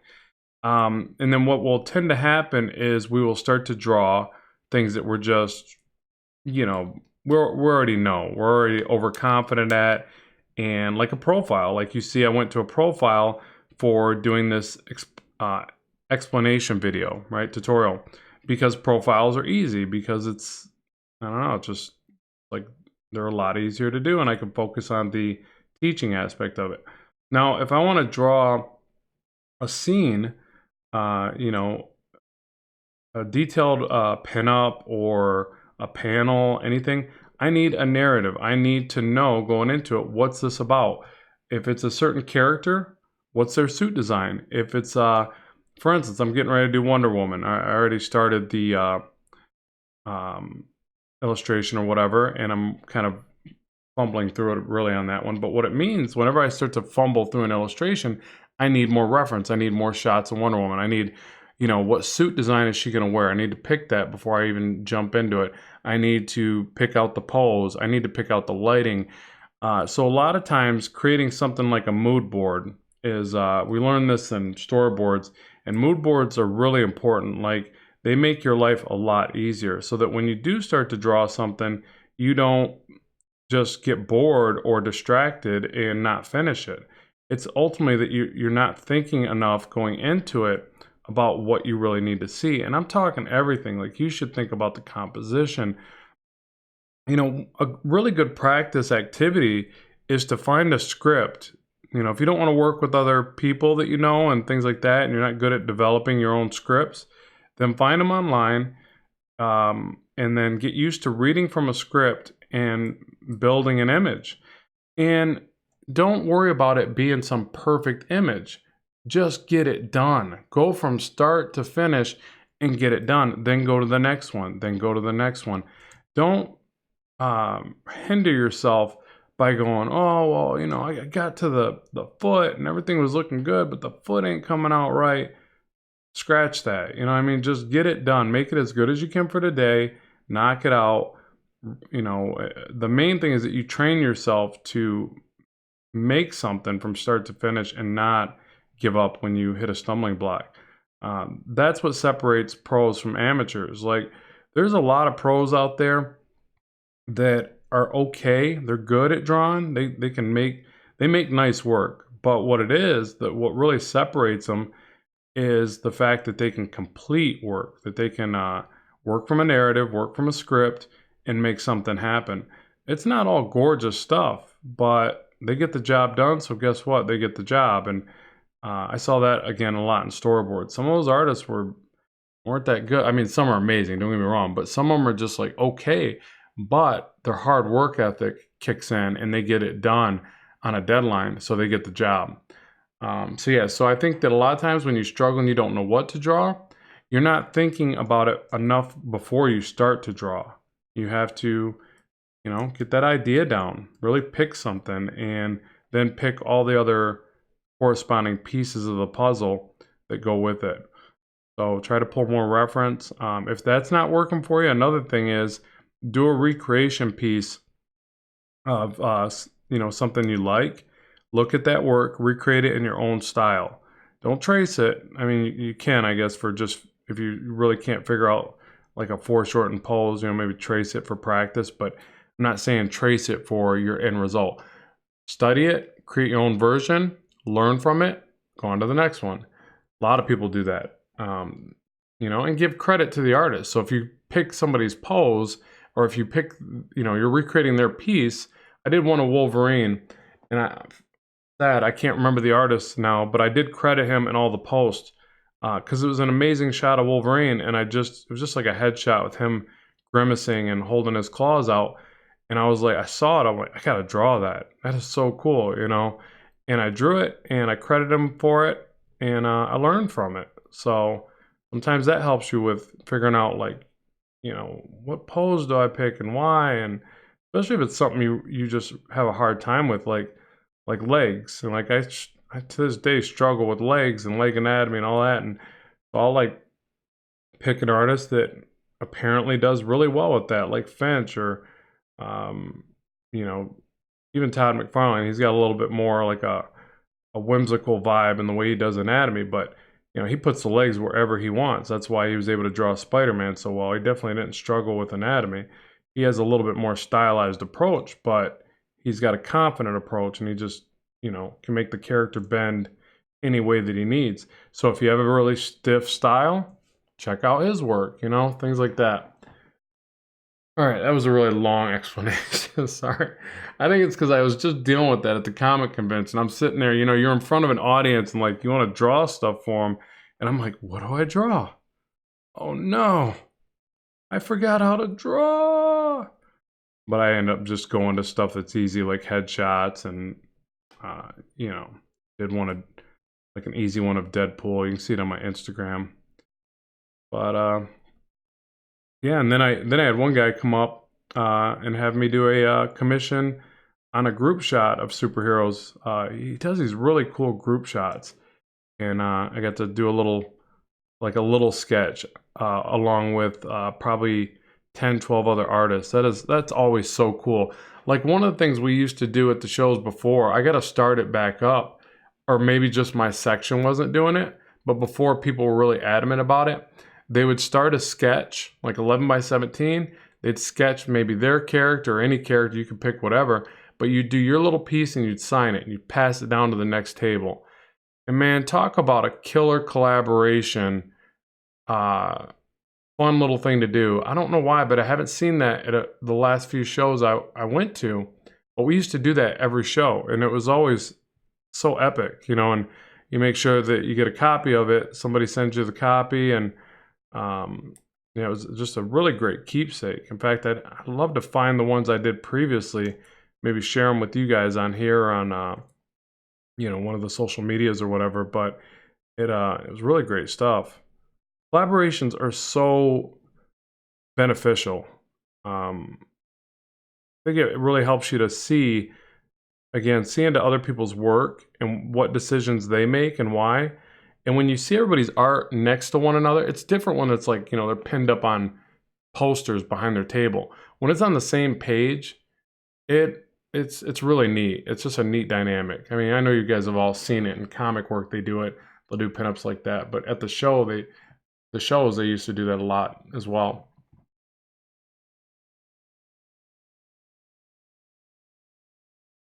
All right, let me read through a couple of these comments real quick. We have Art No Seer says, feet are harder than hands to me. Well, just remember, feet are just little hands. Just little stubby hands. That's all they are. But yeah, they are tricky. I actually need to do, I plan on doing a class on Skillshare on feet. I should already did it. I've done almost every other part of the bodies. And I was like, man, I left out feet. That's probably not good. And then Gabriel says, I get self-conscious when drawing out in public. Cons, doubtly so. Or doubly so, I'm sorry. But yeah, it takes a little bit of getting used to, but it's really fun when you get into it. It draws a little bit of a crowd. Now, sometimes it's a double-edged sword. At cons, you really want to be interacting with your fans and people walking by. You'll get this stream of people, and they will pass you by if your head's down. So there's a you know, thing you need to be aware of there. I kind of sketch, and sometimes I'll stand up and sketch, and sometimes I'll even turn where they can see it more, so that I don't just let people flow right by, because they will. You get like a traffic thing going, and they just go.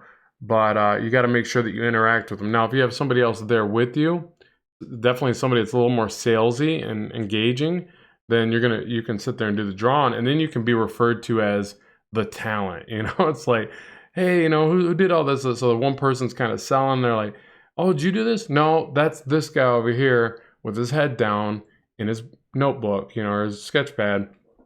So, but just be aware that you do want to interact with people, or you'll come up short on those shows. I've experienced that as well.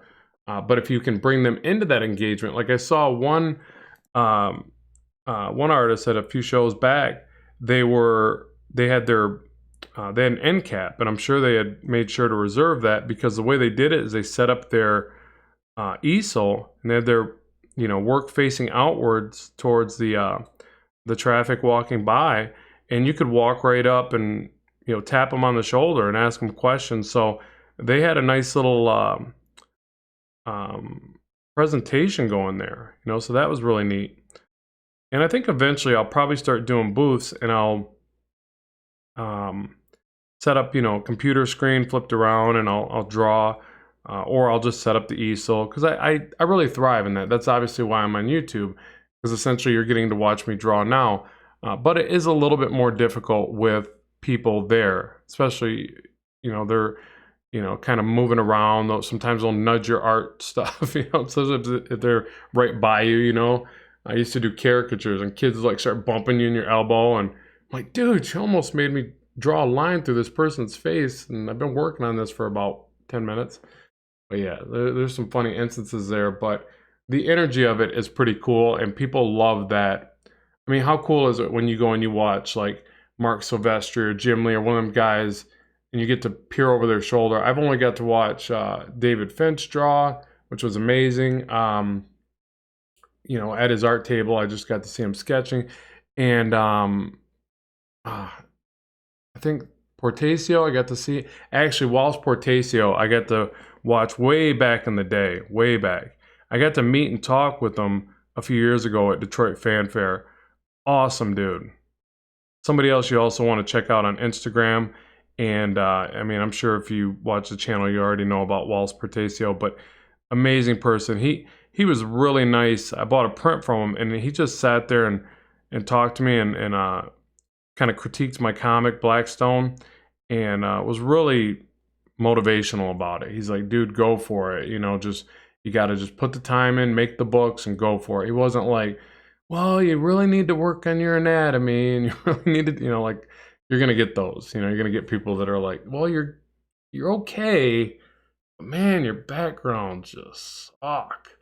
You got to take it because they're in the pros and you're trying to get there. So, but he was amazing. So check out Walsh. I hope I'm saying the name right. Walsh Portacio. He did Wetworks. I mean, I can't believe that didn't just stick around forever. That was a really neat concept, I thought. But that was one of the books I collected in that that 90s era or whatever. I think it was the 90s. 90s? Don't know now. But either way, they were amazing books.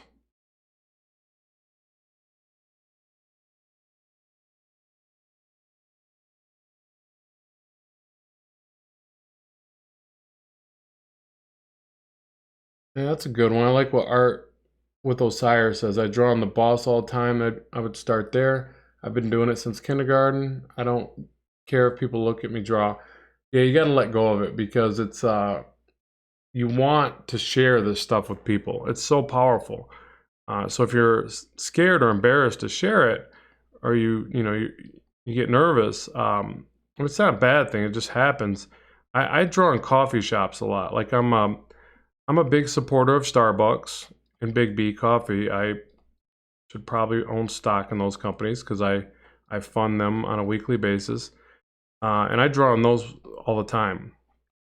I just love sitting around and, doing my thing. And, and it's funny, people will come up and they always ask you. I don't think I've ever been in there and not got asked, what are you drawing on? I was like, oh, let me show you. Oh, and half the time it's Spider-Man, half the time it's, the comic. It should always be my comic, but a lot of times I'm like trying to draw Spidey or Venom or somebody. And then I get the awkwardness, because they're like, oh, so you draw for Spider-Man? Like, no, I don't. I got a YouTube channel though. It's like it turns into like, hey, I keep cards on me. I'm a business card fanatic, so I hand out business cards, and but they'll end up directing them to my YouTube channel or my Learn to Draw Action Heroes book. But because the last question's like, what stuff do you got out there? Well, I got a book in the store, and but it's funny. It always leads to a shameless plug, or but they're asking about it. It's not me like, well, I'm glad you asked. Let me delve into my marketing spiel. But they asked me about what stuff I have out there, so it actually ties into you just kind of selling product, or making a living, I guess. Been drawing on and off for 45 years, and it was always a hobby. I've not taken it seriously until the last 2 years. I was more into it when I was in my 20s. Yeah, so I've been drawing for 45 years. I'm 43 now, so I'm a pretty old guy. But I took a 15-year break, so I tell this in a lot of my videos. I drew heavily from like really 5 years old, but 15 is when I fell in love with comics and started drawing comics heavily. And then I did that all the way to my to my 20s. I started a business when I was 25, sign and design graphic shop, and it was in the hopes of using my art to make a living and keep doing comics, but it actually pulled me away from comics. I ended up being more of a businessman and trying to find all these big jobs for vehicle wraps and signs and banners and graphics and all this stuff and employees, and I ended up finding that I was drawing less and less, and it freaked me out. But not enough, because I did that for like 15 years. And then finally, and this was, I guess just a few years ago, about 4 or 5 years ago, I decided to, or actually no, 3, I'm sorry. I decided to shut my shop down and just draw comics. And I was like, you know what, I'm just going to go for it. And if worse comes to worse, I'm going to sell my house and, downsize and do all this stuff, get rid of the big mortgage, all that stuff. And luckily, none of that had to happen. I mean, I definitely went backwards before I came back up, but I was able to adjust. And yeah, now I do probably better. I mean, not trying to, sound like, here's me and my money and where I'm at there, but I don't struggle. I get to do what I do, make a living, and I'm doing art full time. Yes, it's YouTube. Yes, it's teaching online and a few different things, comic shows, all that stuff. But I am doing art full time, which is the main thing. Again, I'm not drawing for Marvel, DC, Image, and nothing like that. But because you guys have supported the channel, because people like what I do here, it allowed me to do more of it and sustain a living. I mean, shoot, I just redid my studio. I had builders come in, deck out the studio, some nice soundproofing walls, and it's not a big area, but it suffices. And that's all because of what you guys and what we're able to do here collectively. It all kind of led to that. So that's what's kind of cool. But I wish I wouldn't have took those 15 years out. So one of the things I try to talk about on the channel here is like, go for it. Don't, especially now. Like, I was more worried back in the day because there wasn't as many ways for me to share my content. Like, me and this artist were just talking about it at the convention. Back in the day, as a commercial artist, if you wanted to advertise your illustrative work, there was this magazine that you had to pay to put an ad in, and it was buku dollars. It was like $1,000 to $5,000 to put various size ads in, right? So you had to fork out that money, put your work in there, and hope that throughout the year when people bought this, I don't even know what the book was called now, but anyways, that they would look in there, find you, call you on a commercial job, and you would make your money back and some profit, right? And so that's crazy. I mean, it's so nice to be able to look back now and go, I am so glad I mean, maybe it still exists, but you don't have to do that anymore. You got social media, you got YouTube, you got websites that are highly effective if you know how to put them together and deal with SEO. And man, you really can pave your own way. You can build your own following. And once you have the following, everything else comes from that. Even like the whole convention scene. I was talking to people about their prints. I'm like, well, hey, how is it that people are okay with, like, selling prints of Spidey and Hulk and all this stuff? I'm like, doesn't that worry you? And they were like, well, no, because that's how people get hired a lot of times. I'm like, what? And they're like, and I read that before online, but I didn't know if I could trust the source. But like, now I'm talking to people at shows, and they're like, man, my buddy did this really well, and he got approached and he got a job. So a lot of times you're developing this audience and you're putting all this stuff out there, and you're actually building your future in a sense. Now, again, a lot of people look at that and go, well, you shouldn't be doing that. That's not, it doesn't fall under fair use, all that legal, stuff. But like I said, the show aspect of it and just getting out there and making connections, you start to build an audience. Like you go to these shows in a row for a while, you'll see like people come back and they say hi to you. You're like, hey, I saw you a show ago or 2 shows ago. I'm glad you're back. And next thing you know, they're just buying some of your stuff, your books or whatever you got. And so it's that audience building. You're basically building a small business in a sense. And it's really just a neat process. It's really not that hard, other than you got to go for it. And other than you got to fork out money for these expensive tables. Like it was crazy. Like an 8-foot table at Motor City Comic Con was $350 or something like that. Three something. So you got to sell some stuff to make your money back. And some of it you got to remember you're not going to see financially. Okay, it sounds a bit strange, but when you advertise, when you promote yourself, you're branding, right? You're creating a brand, and you don't always get that return on investment right then and there in the way of sales.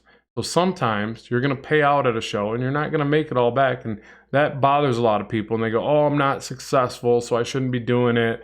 And that's not the whole quantifiable effect of it. Like some of it's just going to come later, especially with social media. Like I've had so many people that I met at a show and they're like, yeah, then I went back and I bought your brushes on Gumroad or Udemy course, whatever. I wanted to support you. I had one guy say like, yeah, you sat there and talked with me and enlightened me on some things and shared some advice, blah, blah. So I bought your course. I don't know that I'll ever take it. It was like, wasn't even buying it to like take the course. He was just trying to support. And I thought, man, that was so nice. Like, thank you very much for that. That's awesome. But you didn't have to do that. But that's what I'm saying. Like sometimes when you give and you share a lot of this stuff, it just comes back. So you just have to keep doing it. And a lot of people will eventually want to support you because they enjoy your work and they want to see you succeed. I had one person at the show. I was like, hey, it's the end of the show, trying to get rid of some of these prints. I'll give you 2 for $5. And I gave him 2 of the prints he wanted, bagged them up. He goes, are you going to charge for the bags? I'm like, well, no. What? Who in their right mind would charge you for the bags, the plastic sleeves that go over the print? And he's like, oh, this other place over there, they charge you. And I'm like, well, that's ridiculous. I'm not doing that to you. You get it with the print. So then he gives me a 20 and he's like, just keep it. I'm like, well, no, dude, I told you 2 for 10. Let me get your change. He's like, no, just keep it. He starts walking away. And I'm like trying to get him to come back and get his change. And it was just kind of neat. Like, again, that enacting that law of reciprocation is what I've heard it referred to as. And it's so cool. Like you just do good for somebody and then they immediately want to do good for you. And it's just how life works, Some people just have a hard time doing that. They think they got to squeeze every nickel and dime out of everything they do. And that's really the wrong way to think about it. That kind of sets you up for a little bit of failure, I think. Sometimes you just gotta give first, and then it comes back. But yeah, so it was a good show, anyway. So if you're trying to figure out if you can, make your mark in comics, you really want to do shows. You just want to do shows, even if you're just going to them and talking to as many vendors as you can from the other side of the table. I think that's where you start, and then eventually you start to attend them, and it's worth it. All right, let me read through these real quick. I know I've been yapping here. Yeah, like Mr. Striker C says, I think if you make an undeniably good comic and artwork, you're gonna make it, definitely. And also bridging the gap of like, if you're not as good as the next guy, you can outwork the next guy. Your work ethic plays a big role in comics, in anything that you do. So until you get as good as them, because you can get as good as them. Don't look at people like, Jim Lee McFarlane, any of the big names. Don't look at them and think that you can't be them. Don't do that to yourself. You can. Maybe not as good, and you're definitely going to be a different style, whatever, but if you really put work ethic there, why not? Why couldn't you? But the main thing is that you just outwork people around you. So like, if you're not as good as them yet, you just work harder until you get there, because work ethic will play a huge role in your success. Life in Decibel, I bought 2 sets of your brush on Gumroad, your perspective course on Gumroad, and 2-year course on YouTube. Yeah, thank you so much for that support. It really does help.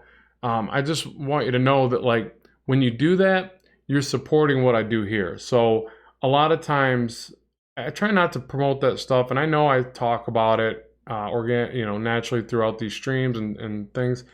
And I hope I don't come across as like sales pitchy, because I don't want to, but it does help me do what I do here. So thank you for that. And then Art with Osiris, I aspire to do what you do, and that's my 3-year plan. Yeah, it took me 5 years, really, to get a good following on YouTube. I've been at it for like 6 years. I don't know. It didn't happen overnight. And it's not like I have some big channel. I mean, look at Draw with Jazzo. Look at Zach's channel. Zach's channel over at ZHC has grown significantly. I mean, that dude just went crazy on his.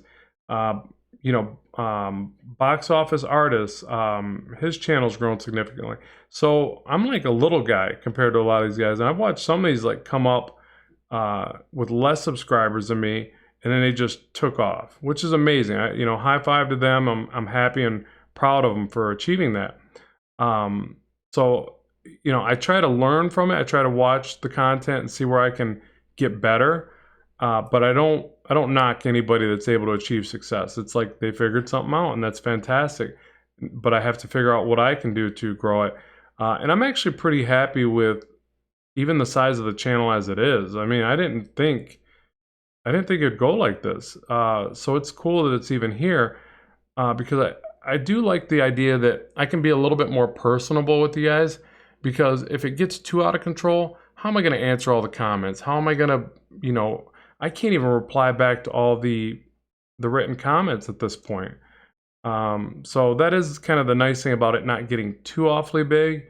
But again, you do want to see it keep growing, because that means you're heading in the right direction, and you can ultimately, do it for a living. So, like I don't do YouTube for a living. I'm sure like Draw with Jazz, I'm sure he probably makes a living just on YouTube, because he's got a massive channel. Mark Crilly, massive channel. So they probably make maybe even the bulk of their income from YouTube. I don't know. But generally what happens is it starts to lead to other things like book deals and brand deals and stuff like that, So I really don't know the inner workings of their business or anything like that, but it's insane how big some of their channels have gotten. They're talking millions of subscribers. It's nuts. I don't even know how you'd manage that. Oh, real quick, I think it's Michelle, right? Or Mitchell? Michelle. It's all about the pencil mileage. I love that one. It's like the other day I was saying, like when I can't draw as well, I just got to keep the pencil moving. So yeah, I really like that quote right there. It's all about the pencil mileage. Nobody is watching? Oh, that hurts.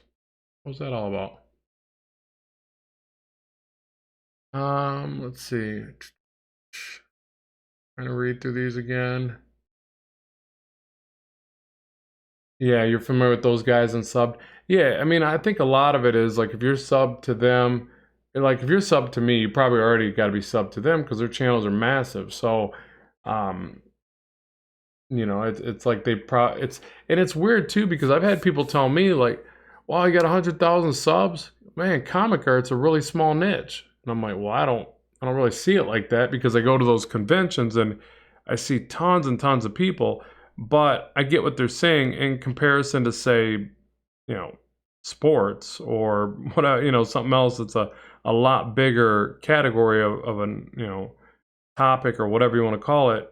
Then yeah, comics would seem very niche, especially if you take it a step further and you say American comics, versus like I notice at the shows now, anime is like killing it in a lot of ways. Like I see different people doing anime and they're just rocking out, but it's not really what I do. So I don't mind doing a little bit of it, just because I do like it. I love watching like things that are reminiscent of like what I used to watch, which was like the old, what was it, Robotech. I was even a fan of Ultraman when I was real little, but like different things that are more anime or manga influence like that.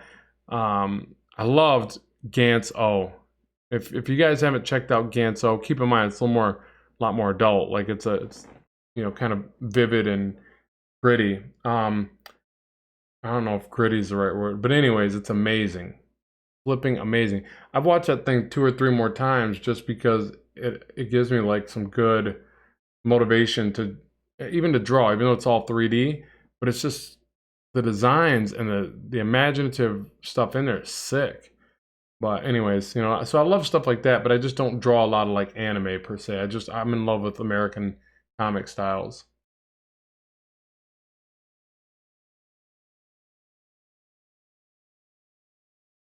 Yeah, I appreciate that, mind games. Like I try to do more tutorial based stuff. Yeah, and I think that like my videos aren't going to do as well because of that. Like I found that what really works on YouTube, or what I think works, is people being entertained. Like they want to be entertained. I'm not that entertaining. I'm trying to like show a process and maybe throw in little bits of, you know, I try to be entertaining, but I'm not that entertaining. I'm not a crazy zany person on YouTube, where some of these people, they do that and they get massive amounts. So it's like tactile, they go, well, I'm going to do this crazy thing that no one's seen and it's going to get views.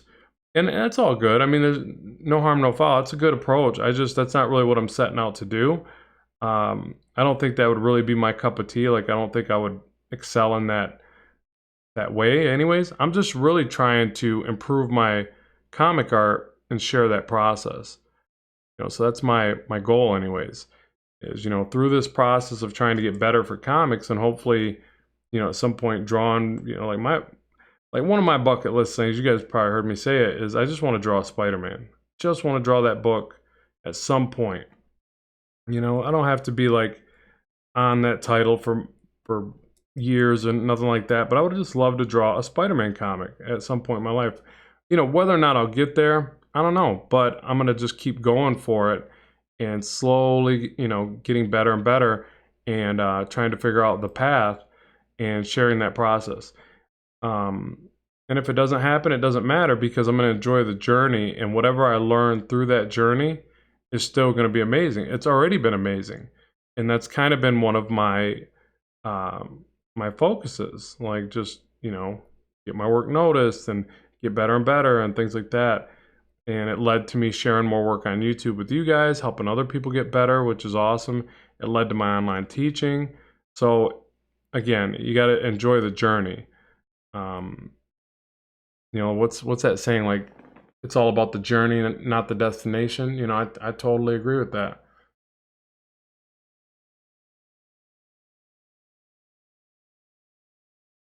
Once you get to a certain age, your dad jokes aren't as funny. Ouch. Yeah, that's so true though. Here is shown, not a showman. Thanks. Um, oh, you guys don't have to sit there and try to make me feel better. I wasn't fishing for compliments. Everybody like starts like, you're funny, kinda. You got a really nice personality. No, I'm fine, everybody. I'm looking for some high fives or nothing. Yeah, so how did I find my style? I don't know. That's a tough one. I don't even know that I've truly found it. I think I'm a collective smorgasbord of styles that I admire. Like that's why I name drop so much with I definitely like David Finch's work. I definitely like Todd McFarlane's work. I definitely like Jim Lee's work. And I think we all do that to an extent. I mean, I'm not saying everybody does. I think you can appreciate their work and not necessarily try to be them, and like emulate their work and everything you do. But I do like heavy rendering. Like, this is more my style. So if I was to, or what I think to be my style, so if I take that other one we did, oh wow, look at them together. Ooh, ooh, me likey. All right, I have a new style, folks. So this is how I found my style. Like, he asked the question, and right then I find my style. I'm like, oh no, it's this. This is what I've been looking for. But notice how those two combined. I mean, it's kind of messy, but I like it. It looks more dimensional. So rendering is just, you can kind of go wild with it. But what I wanted to show you, I'm actually going to copy that because I like that effect. But I'm going to move that over. Oops, without the line work apparently. Let me do that. So there's without the line work, which is yet another style. Where's the line work at?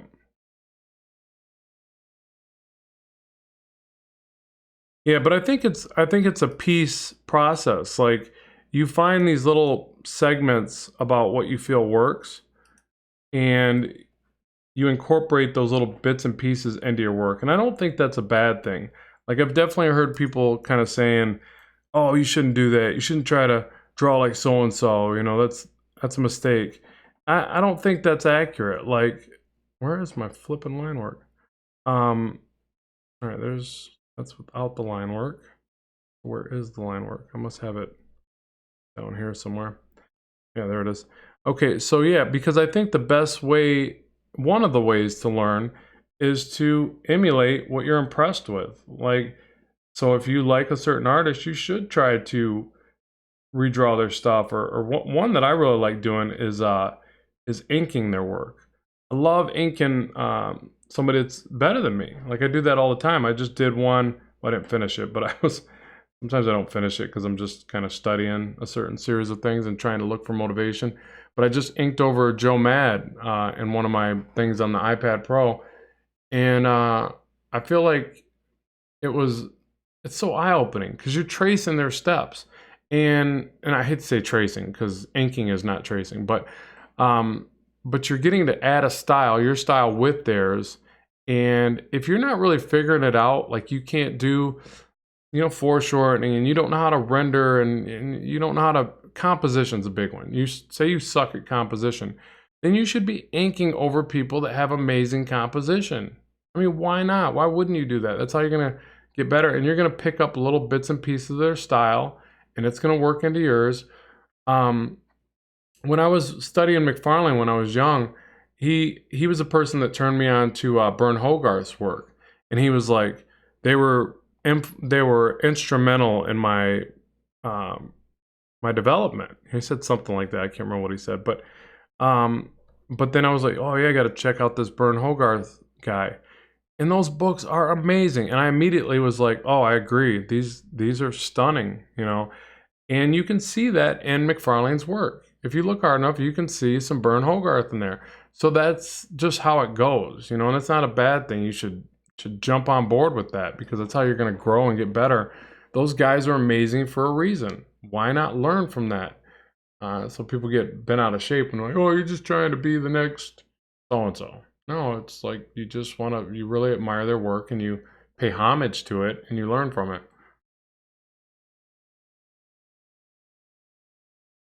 Yeah, another good quote by Michelle. Do what you love and your style finds you. Where are you getting this stuff? Are you Googling this? That's some good stuff. I like that one. Thank you for sharing. Okay, let's see what else we got here. Trying to read these. Yeah, I get what you're saying there too, Art, with Osiris. I feel like a chameleon, my style applies to the task. I do that too because, and going from a sign and graphics business and then doing storyboards and now doing comics, um, you do kind of do that, and that's a strength to be able to assimilate. Like the Borg on Star Trek, right? You're assimilating to whatever task is in front of you. So that's a strength, but at the same time, it might make you a little bit hesitant about saying something's your style, like a particular style. So I think there's a part where you have to like really latch onto something, especially when you're doing a book.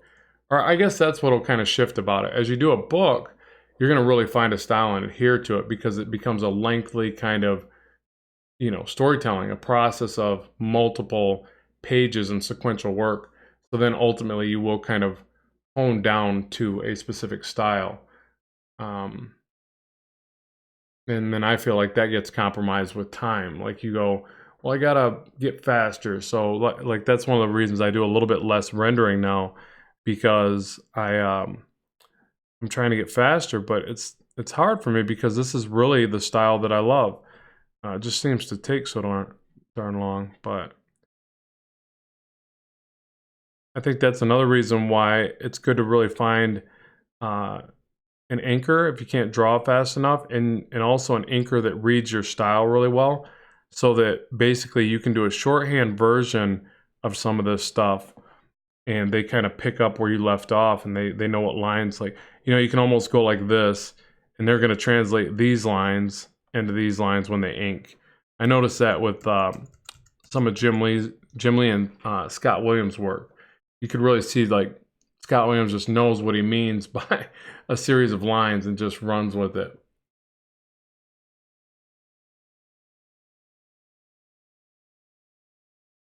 Let's see. How do you crosshatch without it looking muddy? I think it's really just the angles. Like I go for 45s. Like if you notice with this thicker style that I'm doing to the right, I'm not going past crosshatching in one diagonal sense. So for instance, here's the crosshatching that I want to see a little bit darker area. And then say I want the same thing here. I can go at a 90. I can go at a 45. I think that's a 45, but anyways, in a diagonal way. But as I start to go a little bit closer to the lines, I mean, that even still reads okay, but I can't go further than that. It's going to start looking muddy. And I probably couldn't get away with, well, here, let's try it. Whenever grabbing this hockey puck thing, you got to grab outside the center or it spins out of control. You'd think I would remember that by now, but I don't. Okay, so for instance, I want there to be a little bit darker shading right there. I'm going to crosshatch that at what I perceive to be a 45-degree angle. Could be wrong. And I'm looking at those little diamonds I create as I do it. But past that, because this is tapered and because it's already at that angle, I think the only real angle I got left is across this way. And past that, it would start to get a little bit muddy. I think that's what you're referring to. So that's kind of how I look at it. If I'm going to use these heavier tapered lines, I tend to do less overlaps. Where on this other side, I did a multitude of angles, and it's obviously a little bit scratchier and muddier, but I think it still reads well. Like if you were to go, I grab from the center again, hold on, and then back up to here, I think it starts to pull together. I still like the style on the right. Again, that's more what I consider my style. But I like them both. I don't think either one is a bad style to go with. You know, there's lots of different ways to interpret cross-hatching and shading, but that's kind of how I do it. So here, thick to thin lines.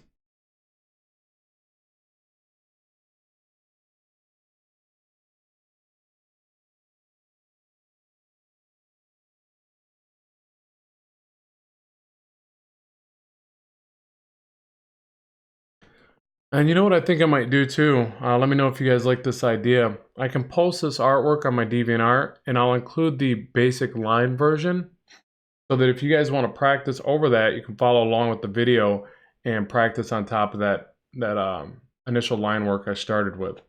So just keep that in mind. And I'll make sure to link to that in the description box after the live stream's done today.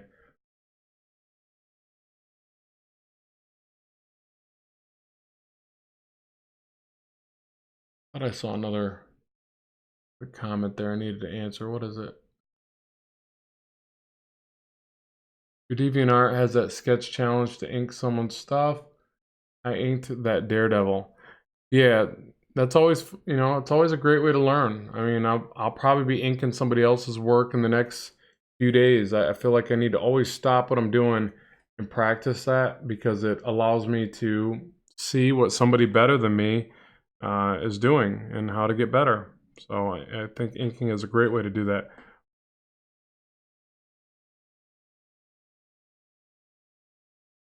Plus, it's just fun. Something about inking is just kind of like peaceful. Like, you don't even have to think about it, because I mean, you do, but it's not as much going on. You know, there's so many things to think about when trying to create a new piece: composition, suit designs, foreshortening, dynamic. You know, the dynamic feel, gesture of the body. Blah, it goes on and on and on. But you know, what kind of started that conversation is, again, if you guys feel like you can't get a certain thing down, then you should really study somebody that has that specific thing down, and inking is a great way to study them like that. So if they have awesome compositions, then that's somebody you should pay attention to. If they do really great anatomy, that's somebody you should pay attention to, and so on and so forth. Just find the weakest link in your chain and find somebody that's doing it well, and grow from that experience.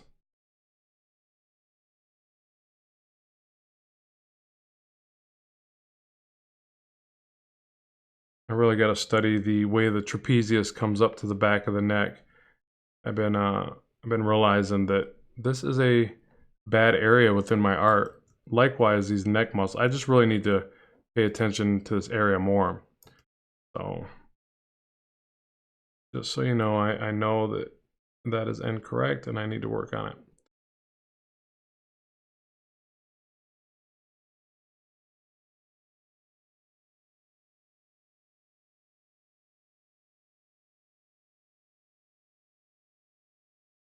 Oh God, awkward silence.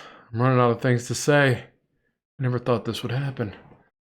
All right, let's see. I'm drawn. This keeps me motivated. Yeah, glad to hear that. Is anyone drawn while watching? I am. Oh yeah, you didn't mean me. Do you ever do comic page critiques? You know, I've been wanting to do another critique video. I'm not the most critique worthy. Like, I have a hard time critiquing. I mainly just want to point out what you're doing right, but I've been trying to get better at it, especially since, you know, I'm teaching online, so I need to really suck it up and do critiques the right way. Like, sometimes you got to hear the harsh truth of the matter, because you know, generally we get overinflated with the all the people telling us our art is amazing. Like, I seen that at the shows too. Like, people just like, you know, you could tell they were just going from table to table. Your stuff's just awesome, and it's cool that they're so entirely impressed with all the art they're seeing. But some people just they really need to hear the truth. Like, man, your stuff's good, but you really need to work on your faces. I don't know, it's hard. But when you go to like an editor or you know, a pro comic artist, generally they're a little bit more forthcoming, you know, and will tell you exactly what's wrong with the shot. So I do need to do some critiques on that. Maybe we'll set that up real soon.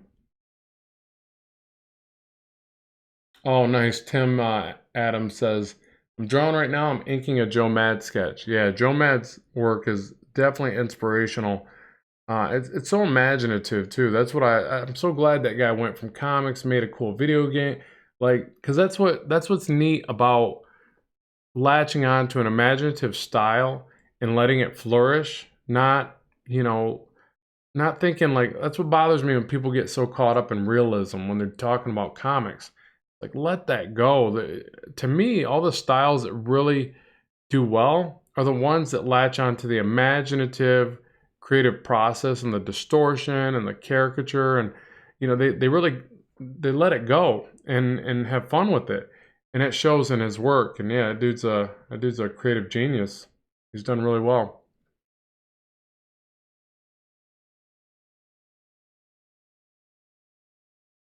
All right, so what else?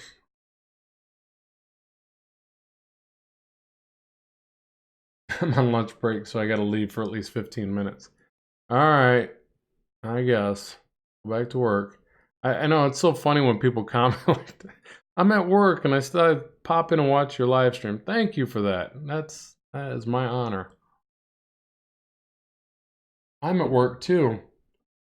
Luckily, I'm the boss of this operation, so I'm pretty easygoing on myself. There's been a few times I've had to tell myself to get back to work. but I'm generally pretty nice to me. Oh, so creepy talking about yourself in the third person. Or is that's third person, right? Doesn't sound right. Wouldn't that be second person?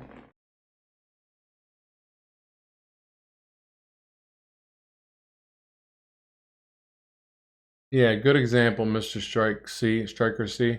Yeah, I don't think that Frank Miller is concerned with realism and his stuff is awesome. Yeah, exactly. That's what I'm saying. Like, imagination comes first.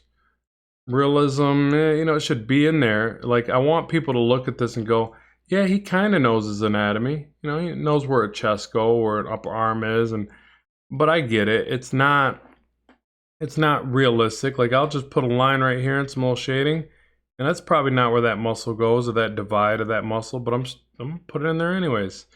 No, you know what? I did notice somebody say, oh man, I gotta reload this again. The live stream just went black. Hold on, people. So sorry. It worked last time. Let's see what happens.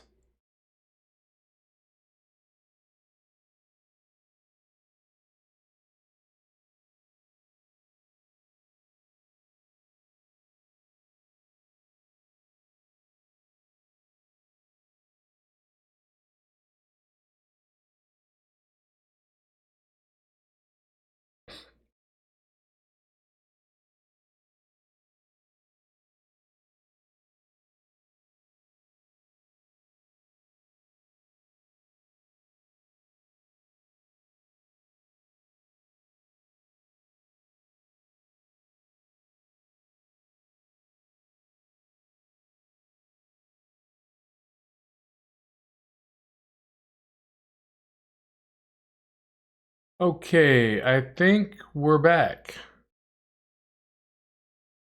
Man, what is up with this bit rate? What are you guys seeing on your end?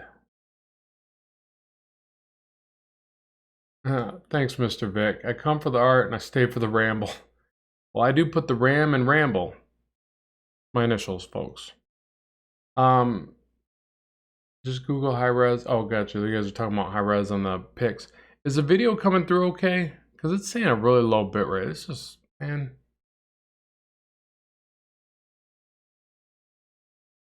How long does it take to reload? I just refreshed the screen. I don't know.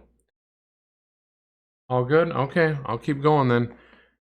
Man, concurrent viewers are dropping, folks. Can we, you guys want to share some links here? Helping artists out? Okay, so I pretty much have this one rendered. So now if I take the visibility off that, that's the differences of the two styles. Now I could go back, and I oftentimes do go back and adjust my line work. So with the style that I use, you probably know I like heavy line work here and there. It really makes the artwork pop. That's kind of like my last adjustment of what you see here. Maybe not very last, because usually what I'll do is I'll adjust the line work like this. Nice beefy. Oh, you know what? Somebody wanted to see the arm hairs, right? Arm hairs and veins, probably. So I'll explain that part next. And then after that, if we got any more time, you guys can tell me what you want to see, and we'll go from there. But yeah, I forgot somebody mentioned that, so let me do that real quick.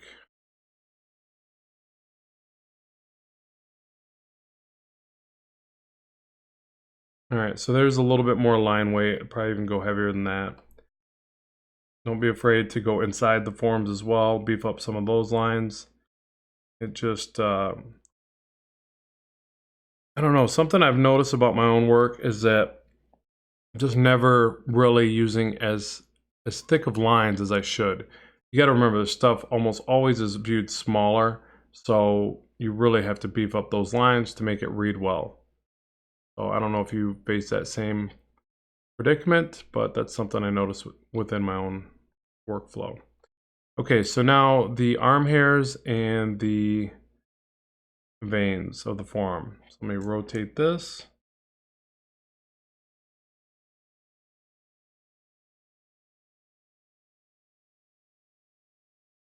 Yeah, so one of those comments I just seen pop up is, have you ever found yourself liking two styles or styles that you love, but you need to focus on one in order to be proficient.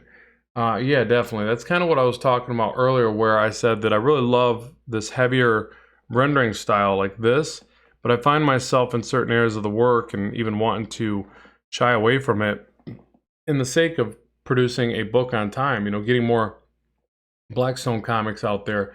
And so one of the styles that I kind of look at and emulate every now and then with different shots I've done is kind of like how Patrick Brown will do his work. I watched one of his Skillshare classes, real good, and he talks about the way he draws, and basically he has a pretty light and airy style. He packs in lots of detail, but almost no rendering. So that's kind of what I would relate to your comment there. Like sometimes I have done styles like that where I feel like they are a little bit more Disney-esque, with where you basically let the line weight carry the design and less rendering, and then in place of the rendering you just do more coloring effects. I think that's becoming more popular in a lot of styles. Another one it reminds me of is Ryan Otley's work. Now he does some rendering, and actually some of it's pretty rendering heavy, but ultimately I noticed in the very beginning he was doing a lot of very light rendering and a lot of line work, a lot of caricature, stylized character design.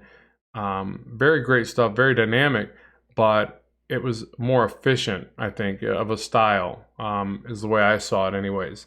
Where if you look at somebody like Jim Lee or Dale Keown, you know, their styles are so render heavy that I don't even know how they get books done on time. You know what I mean? They have to be just machines because, you know, you see we've been doodling here for 2 hours. We got these two renders up here, but I don't know, it took some time to do that. So you got to be very efficient. But anyways, hopefully that answers your question there. Let me do some of this with the arm hairs. So this is, like I said earlier, this is typically like, you know, if I'm trying to draw somebody like Wolverine or somebody like that, I'll do more of the arm hairs, more of the veins. I just feel like it looks more like that character at that point. Arm hairs, I just kind of do these little curved, scratchy lines, and I just kind of rotate them around. Again, I'm thinking spherically about the overall shape of the forearm, and I do my best to just make sure these are all kind of the same weight. I might occasionally put down one that's a little darker or something like that, but I don't worry about them all being identical and all being all going the exact same direction, really. Pretty much the same path, but not entirely the same direction. You know, overlap them. Some areas can be bunched up a little bit more. It's just a repetitive kind of scribble. But I don't worry about going right over top of the rendering. I think that it actually makes it look more realistic if you do go through it a little bit. I won't carry it all the way down through here as much, but I don't think it hurts it if you do. And I like the ability of doing it on an additional layer. So I always do this part of the work on another layer. And it's weird. It's not like it does a whole lot. Like it's not like this is going to ruin the artwork if you draw it on the existing layer, but knowing that it's on an additional layer just kind of makes it more forgiving mentally. So it's a little bit easier because you're like, well, I can erase it if I'm messing up. Not a big deal. So it leads to being a little bit more free-flowing with the process, which I think is important. I think that's another reason why when you watch a professional ink or draw something, you're so captivated, because they learn to let go of that part where they're worried about messing up. They still mess up, but they learn to correct their mistakes in different ways, and they know that thinking about it and worrying about it is just going to ruin the process. You have to just let go of that and let yourself just do it, Nike style. Just do it. Yeah, so just scribbling these little arm hairs. It's time consuming. Now you can get so many of them on a layer, copy and paste them. I don't want to do that because I'm pretty sure one of you guys will call me out, call me a cheater. So I'm just painstakingly going to draw every arm hair. And I think it's good to go on the outside edge as well, just a little bit. Looks more natural. Got a picture, some of those arm hairs are going to change the silhouette just a tiny bit. So go ahead and do that. And then I always feel like the arm hairs, obviously they'll go right down into the hand, but I'll stop here in a bit. There's a, and draw a hand anyways. And then they go up, and I notice that when it goes up, it starts to kind of break up a little bit. So you'll get like a little path that kind of goes up on the arm a little. It'll be heavier maybe over here. Generally, unless the person's like just extremely hairy, it won't be on the bicep, and you will get some on the tricep if it's a character like Wolverine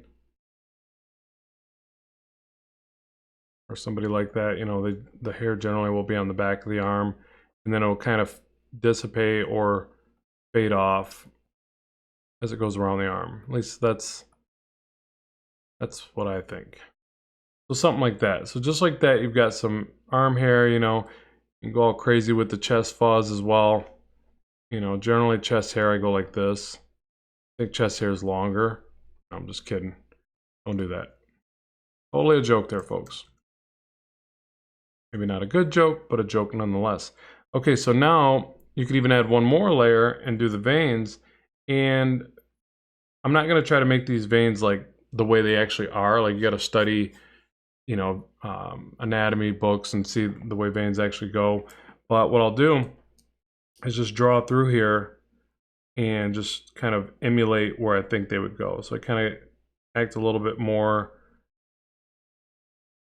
I think I know where they go, but I just, you know, throw them in here and there. You know, veins, you can make some heavier.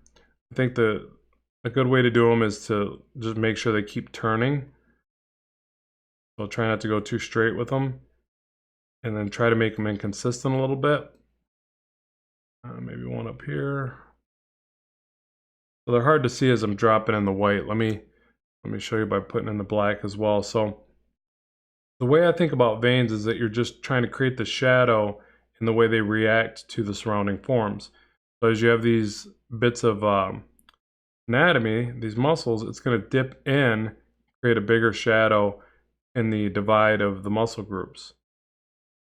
And then also, you're sometimes just going to make the shadow heavier because the vein is inconsistent. Like, you know, veins are kind of jagged and a bit bumpy. So again, this really depends on the style. Like, you don't have to do them this way. There's obviously lots of ways to interpret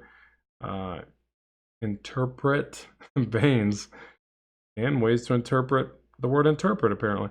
But yeah, just kind of play around with the shapes, little bumps here and there, little inconsistencies. But you're predominantly going to put all the shadowing on the one side, and then let the white just kind of, you know, create the other side. You don't really have to draw that other line. And then as you can even render these a little bit if you want. Put a little bit of shading to the back. One that I'll see a lot of artists do, it looks pretty good, is they'll actually bring tiny little lines up from the shadow side. So for instance, if I get in here, say this is a real detailed shot, like I wouldn't do this for a shot that's really far away because it's kind of pointless, but if it's something closer, you can put these tiny little rendering lines that go up the side of the vein just a little bit, and it makes it look a little bit more raised. I don't think I quite have the resolution for it to look right here, but hopefully you're seeing how that kind of gives it a little bit of a raised effect from the skin. So again, lots of ways to, you know, create this effect.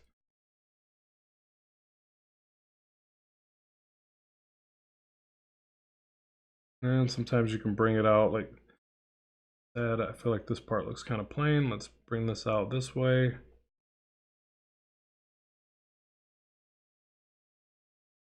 And I'm actually using white right here because I'm using a layer over top of what I've done.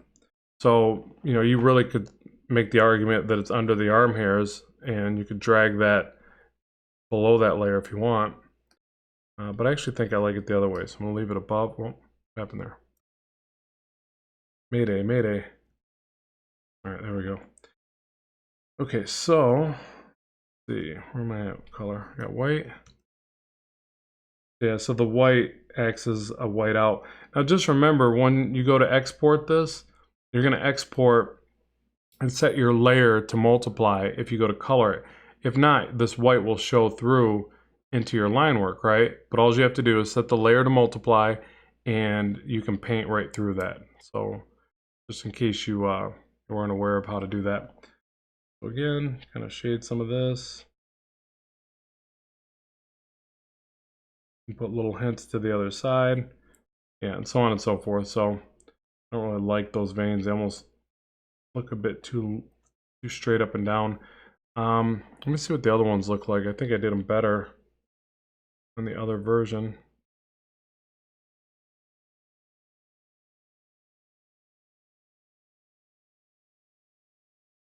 Yeah, I almost feel like those ones look a little bit more natural.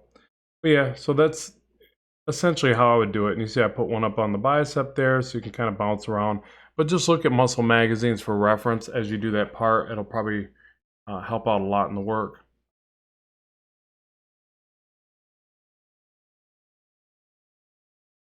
Yeah, veins always look like roots to me. Yeah, same here.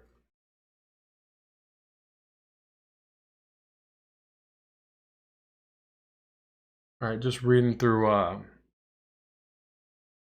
some of these comments.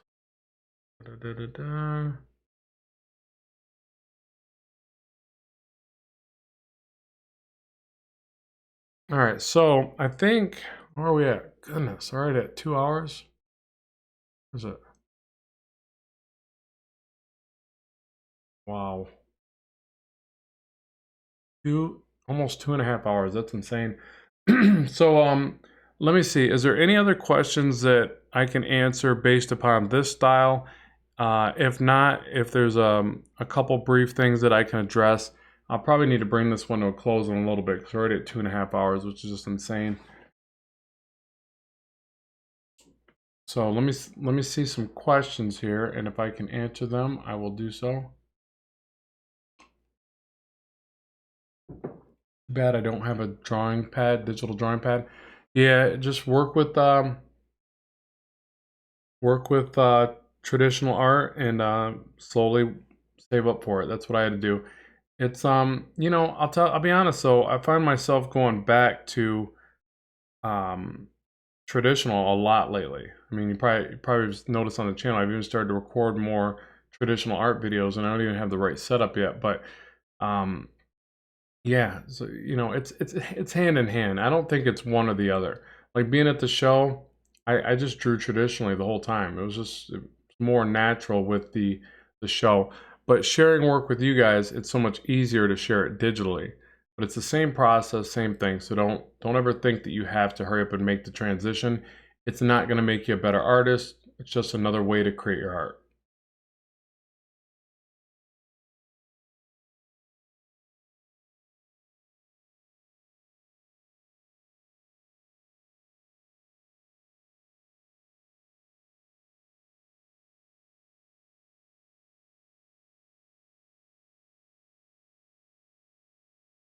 Okay, I'm just looking to see if we got any more questions on this subject or if we need to do something else or bring it to a close.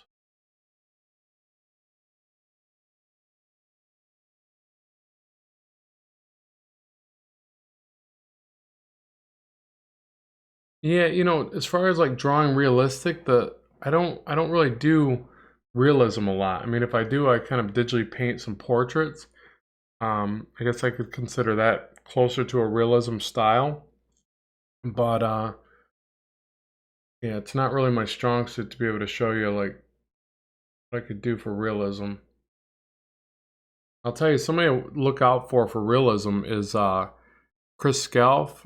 You know, check out his work. He does some amazing realism and you know, some Photoshop work, but his realism is on point. It's not really my strong suit, you know, especially with line work. I don't ever really know how to make something look any more realistic. I think that's why I go for a stylized comic art approach.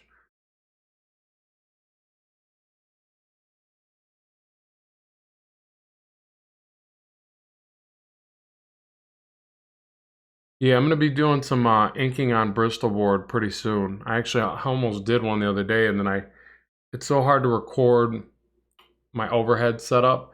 I got to get some things adjusted, but I really like doing that. but I can't seem to get the recording just right, but I'll get there. But yeah, I do want to share more of the traditional video, especially traditional inking. I just use microns. I don't use like the crow quill. I don't even use the brush that much anymore. I used to use some brush work, but I'm pretty much just microns. But I need to really master the crow quill. I need to make myself do it because crow quill work is just gorgeous. I still feel like that's the top line inking, and that's the best work out there, but it's just so easy to mess up for me. I don't know what it is. The way I pull my lines, I think. Now, when you say smooth shading, what are you referring to there? Talking about blending paint like a smooth gradient without lines? Is that what you mean?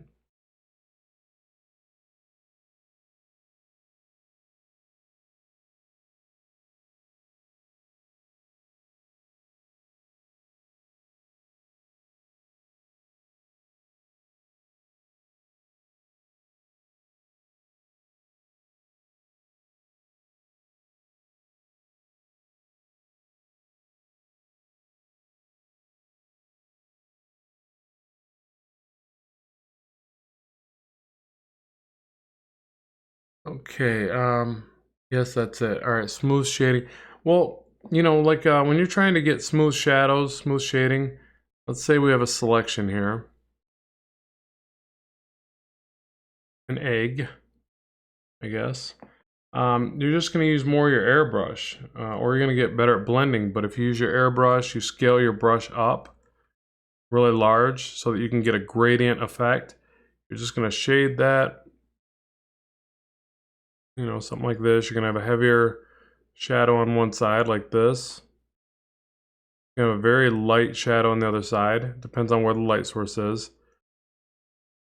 And another way that you want to think about it, you want to kind of shade, you want to even shade your whitest area down. I know I don't do that here, but with the line art, we're kind of assuming that we're going to come back and color that.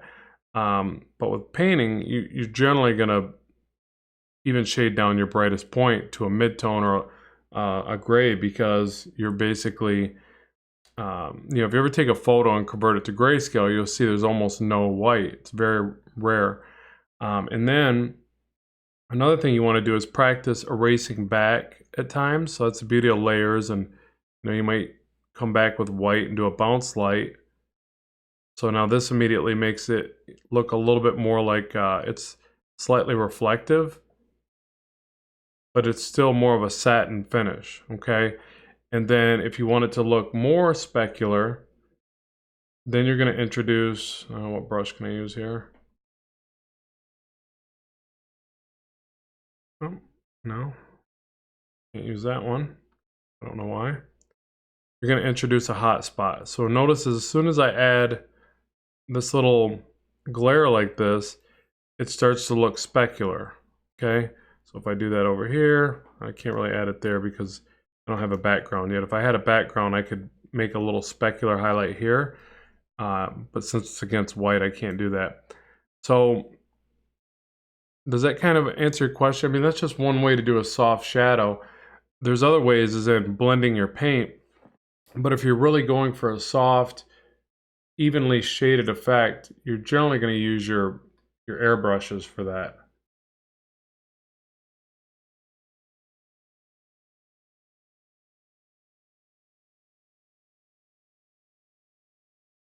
Can you be successful in art without digital drawing? Oh, definitely. Definitely, definitely. There's tons of people that never even made the transition that are wildly successful. It's just a, you know, it's just another medium. You know, it's not digital's better, traditional's better. They all have their pros and cons. The only thing I like about digital is that I don't have to scan my work. I mean, in a lot of ways, there's a lot of like one of the things about traditional that's far superior, especially as far as running a business, is you have an original to sell. In fact, I know artists that create digitally, and they even take their digital illustrations, transfer them to line art on a board, and then paint them back up with markers, colored pencils, paints, whatever, acrylics, and they make an original out of it. So that you can go in both different directions with the same art. Yeah, it really just depends upon how you're presenting yourself as an artist. For me, I sell a lot of digital online products, so it makes sense for me to make digital products, and videos accounts for a big part of what I do. So it's easier for me to record a video this way. But I plan on doing video courses next where it's all over the hedge, drawing. It just requires a little bit more setup, or a different setup than what I got. I know you definitely can be amazingly successful with traditional art.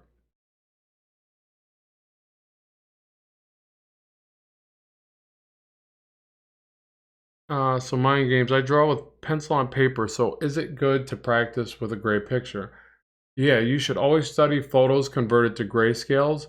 You should work with gray illustration board and practice drawing with both dark and light, white pencils for your highlights and things like that. Yeah, you really, if you want to get like realism and you want to do a lot of value studies, you want to do a lot of, shading and midtones. I think that's the hardest part. Like in the beginning, when you start to do portraiture, you tend to go way too dark or way too, you don't pay attention to the medium values. You go way too dark, if it's color, it's way too saturated. Uh, Too much contrast is really a big problem. So you have to learn to pay attention to the subtle value shifts. So like with pencils, you're going to get your range of charcoals and different lead types, and you're going to have to practice those medium grays, those midtones, those mid values, or you're not gonna be able to make a realistic drawing as well, basically. All right, any other questions here?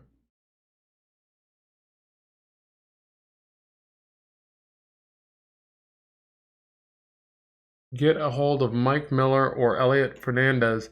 They can share their setups for overheads. Yeah, I appreciate that, Edwin. Here, let me actually take a little quick screenshot of what you said there. There we go. Thank you. I'll check that out. Yeah, I got to get a better setup for that because I really want to do more traditional art video in that way. One of the things that's really a beast though is the 4K videos on my iPhone are just massive. So it's so hard to like manage that and then transfer them. I don't know, but yeah, I'll look into that. Thank you. Yeah, so unless you guys got any more questions that I can answer in this particular video, really based upon the shading end of it, or some quick drawing or something, but I should probably bring it to a close. These things get awfully long. I can't believe it's already 2 hours and 37 minutes. It's insane. I really struggle with drawing expressions. I can do a couple quick expressions. We'll kind of finish right there then. So one of the things, because actually I've been doing this more, so I'm actually glad that you asked that.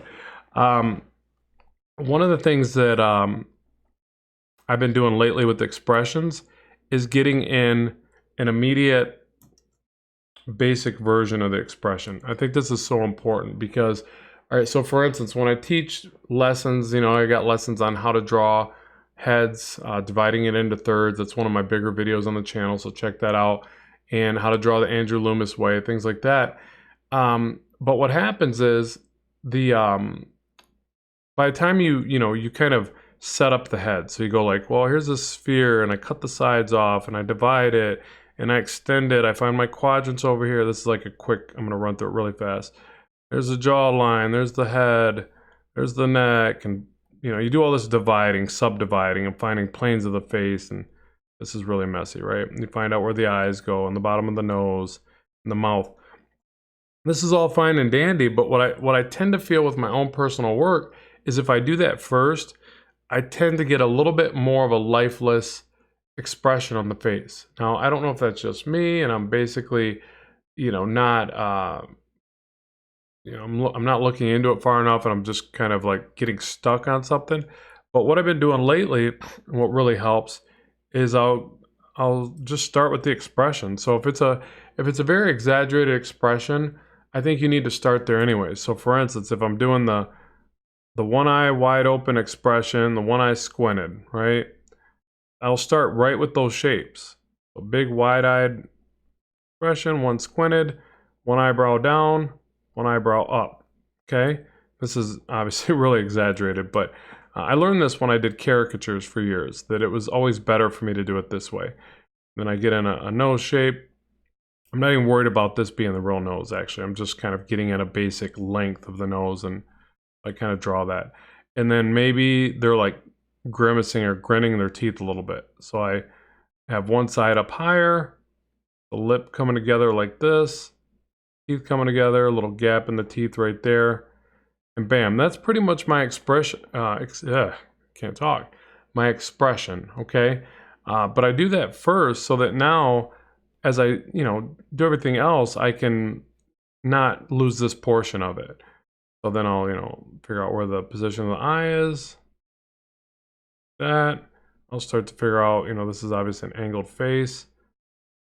I'll get in some of the angle of the face. But it's just a different approach. And I think typically this is going to come out a little bit more cartoony at first than, more of a, American comic style. I don't know, like this looks a little bit more animated, but it doesn't mean I can't fix it along the way. I just have to keep, adjusting it. But I start out really light and I get these basic shapes in. And I just got these heavier eyebrows.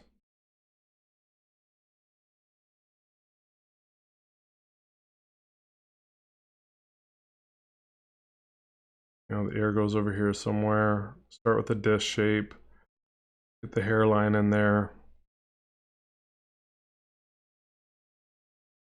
Figure out what kind of hair this is. And then, position of the neck.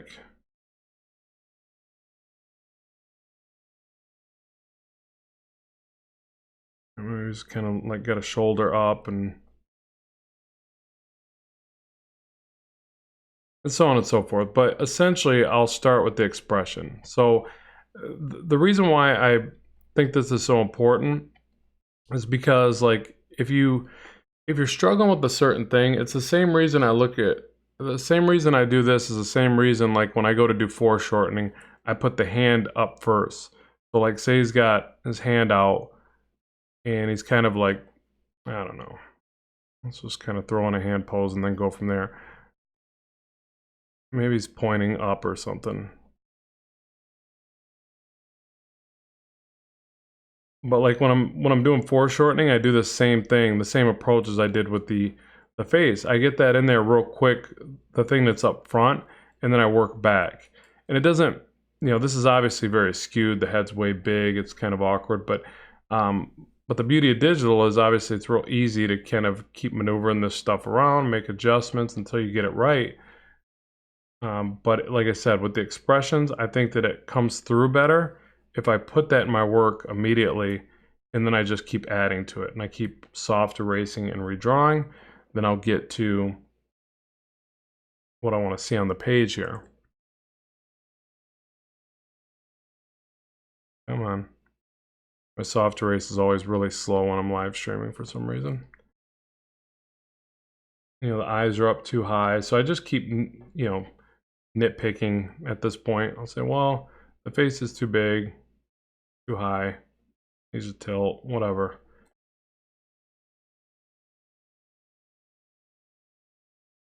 I don't feel like drawing hair today, so I'm going to put them in a ball cap. Things like that, Ooh, that's a weird ball cap. Let's go back on that one.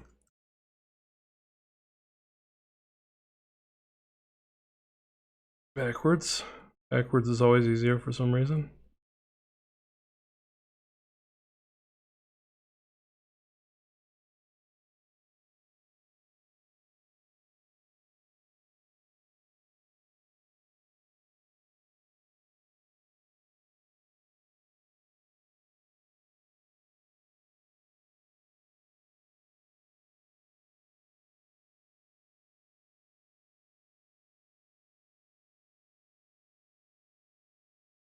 But yeah, so the idea is down, and then now what I'll do is like just keep adjusting until I get to, something that looks more like the effect that I'm after. This still looks a bit weird, but I just keep picking at it, keep adjusting it. But like I said, expression first. So as I get in here, I want to make sure that all this information reads well.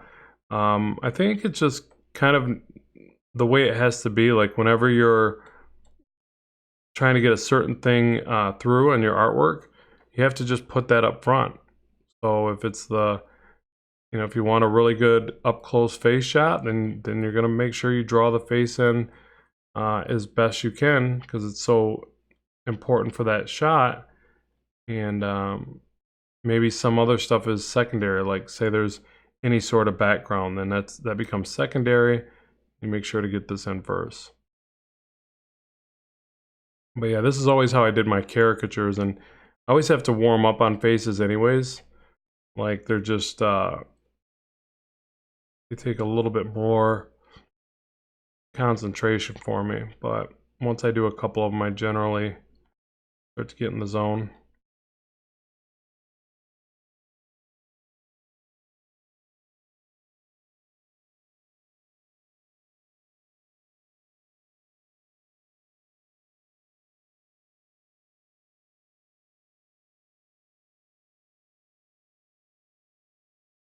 Yeah, so something like that.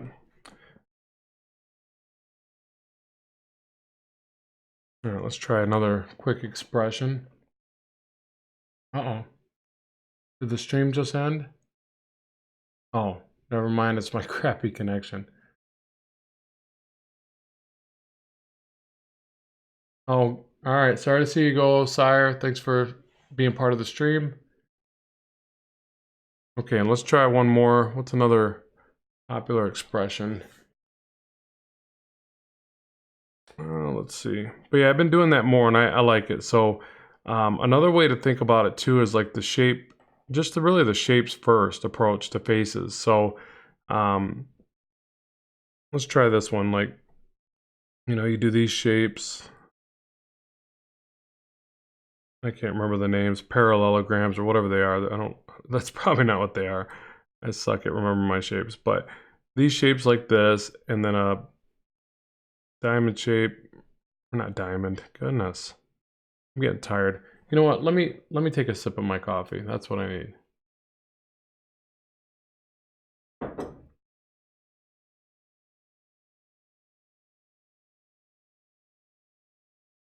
Okay, so now, drop in the mouth with this shape. Yeah, so what's neat about this is like you get in these primitive shapes. These are pretty easy to maneuver around and kind of check proportions. And the reason why I like this one, I actually noticed this on Skillshare class by Gabby D, I think. It's Gabby B. Gabrielle Brickley? I can't remember her name, but she had a great Skillshare class, or she has great Skillshare classes. And she did this one where she did the basic shapes like this, and she does like real pretty females. And what's nice about this, I know this doesn't really fall into the expression as much, but I'll turn it into, I think somebody said they wanted to see a scared face. So I'll turn this into more of a a fearful face. But what's neat about this is it really helps you to kind of place the shapes that you do. Like the reason you do the eyes like this is because the eyes come down to a point here, they come up, and the eyelashes kind of go like this. I mean, it depends on what your style of eyes are, but you see how that kind of fits that shape. I'll do that over here. That. And I gotta always go back and redraw my eyes. They're always like, one's always crooked or something. It's like, eyes are my arch nemesis. Nemesis.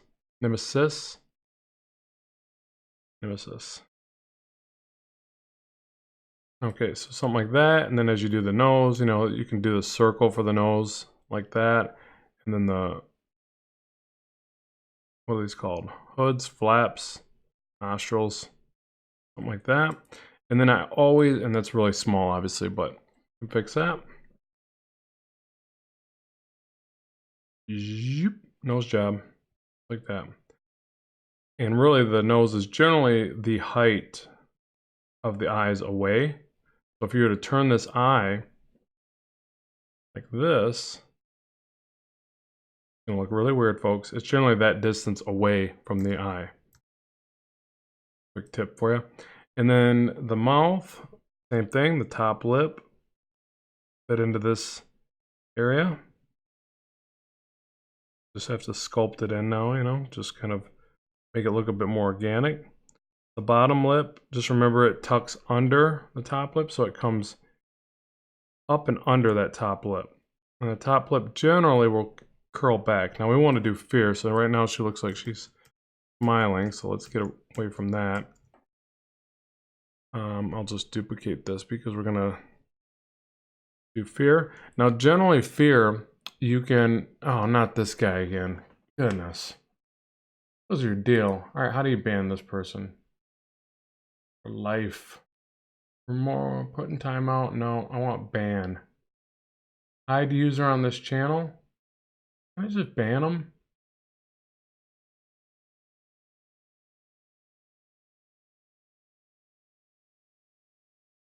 What is with people? Can't even, look, can't even spell, I'm not gonna say it, but he can't even spell. You're a terrible troll, you can't even spell. Hide user on this channel. Let's just do that one.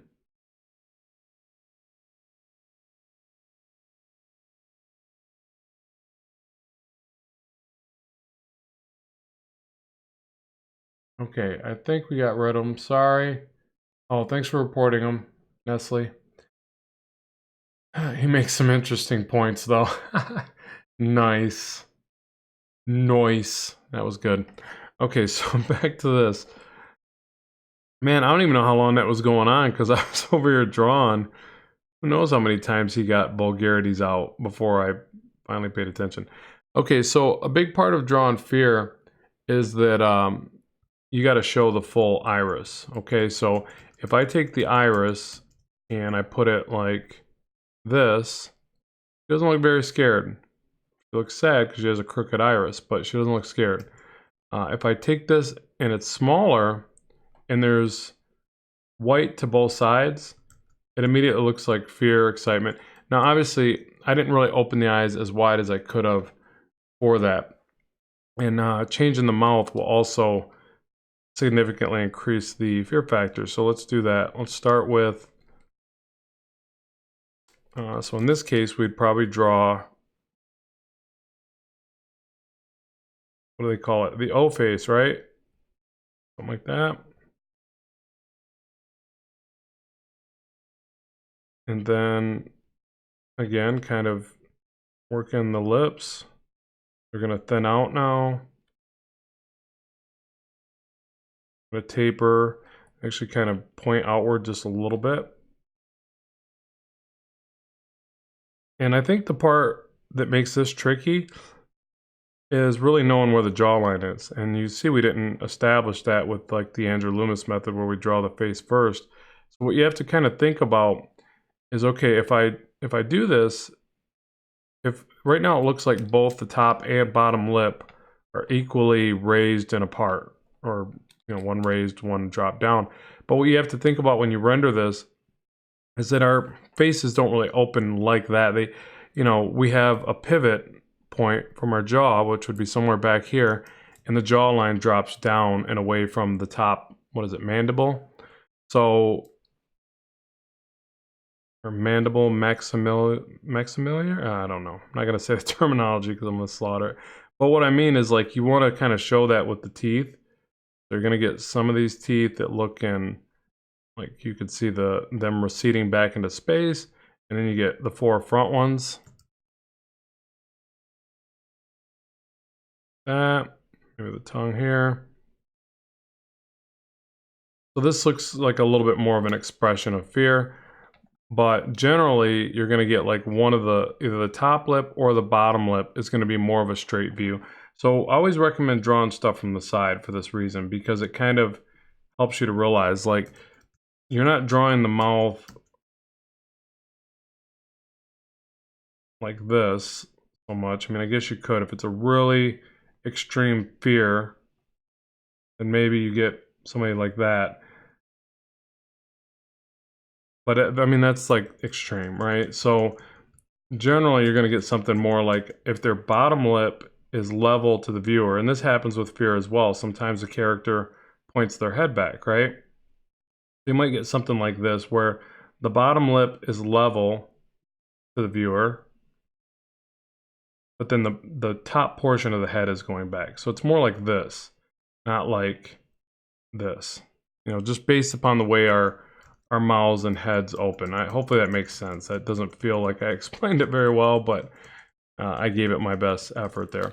So you want to think about that when you're drawing the mouth. And then same thing with the nose. So like if you pick portion of the head that's going back and away from the camera, you're going to naturally see the nostrils in more plain sight, and you're going to get the top view of the nose, or you know, a line on the top, and you're going to see the bottom of the nose. So again, let me kind of redraw this because it's getting messy. So let's just redraw the nose altogether. I'll soft erase that. What the heck? How did he come back? Or is it somebody else doing it? Oh my goodness. Yeah, this person is definitely doesn't have a life. All right, going right for a report then.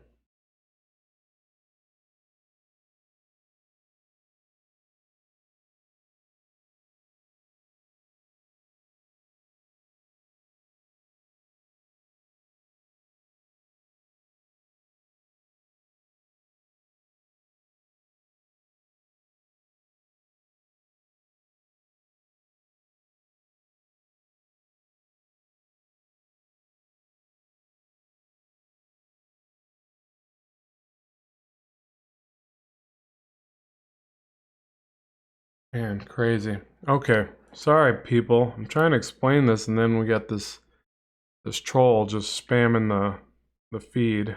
Gotta love it.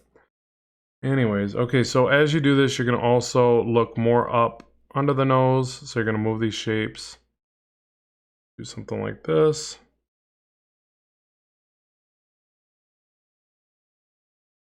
And then likewise, you know, you see now the eyes don't look like they're, for one, they need to be lowered. Okay, so that's the other thing. As you start to tilt the head back, you're gonna lower the eyes.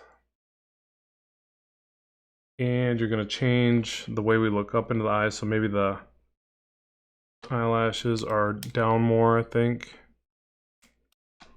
You're not gonna see the top eyelids as much. The eyebrows go back. Maybe something like this.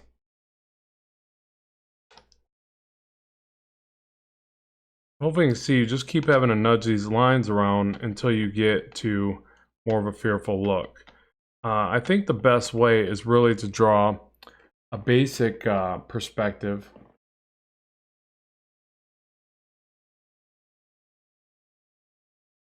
Like a straight on shot and a side shot, and then it becomes easier to draw this. In fact, this is going to be an upcoming video where I actually draw one face and then show you a bunch of different versions of the same person. It's real important for comics, obviously, so any storytelling. So I should have done more videos on that already, but I thought that would be a great upcoming video.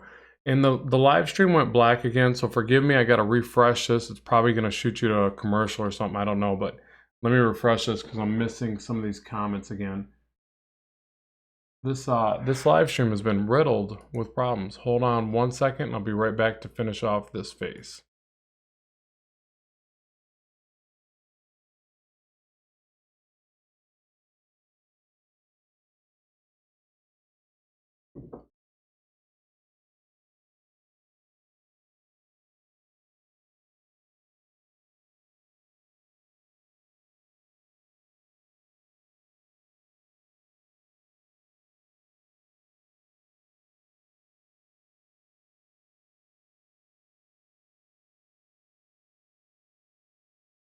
Okay, I think we're back, and oh boy, what a live stream, right? I can only imagine how people do this for, you know, I've been seeing live streams for like 24 hours or some crazy. It's like, what? How are you doing this? But yeah, so as we tilt this back, we change the shape of the eyes a little bit. I think we'd bring down the eyelashes. You're gonna see, if you see the top eyelid, I think it's gonna be more from the side. But we're gonna wanna open up the eyes even wider.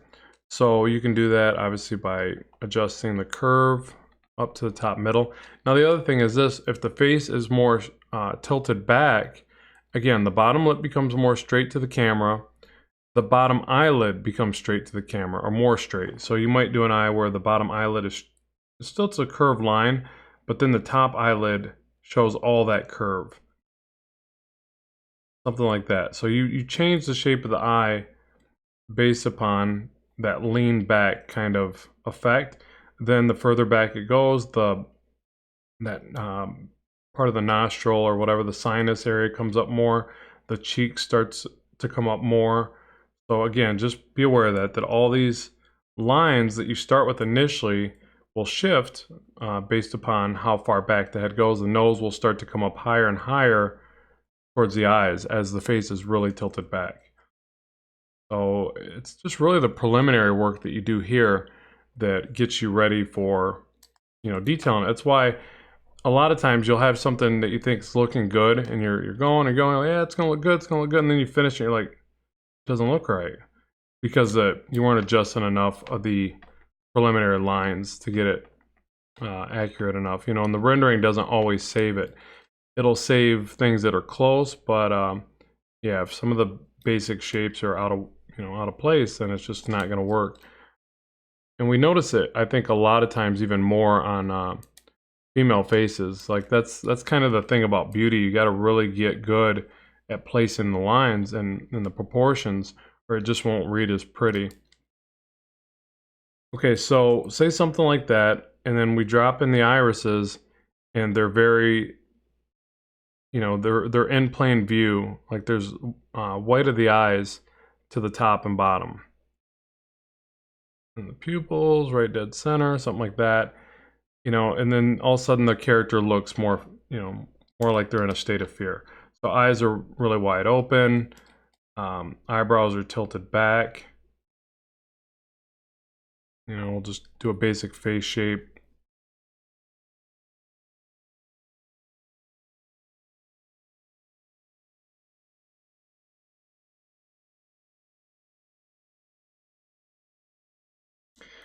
And I would probably just get this in here like this. Throw in some other shapes to kind of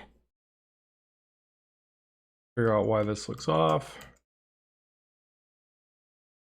Really bring the cheeks out a little bit. Probably bring the chin up a little bit more.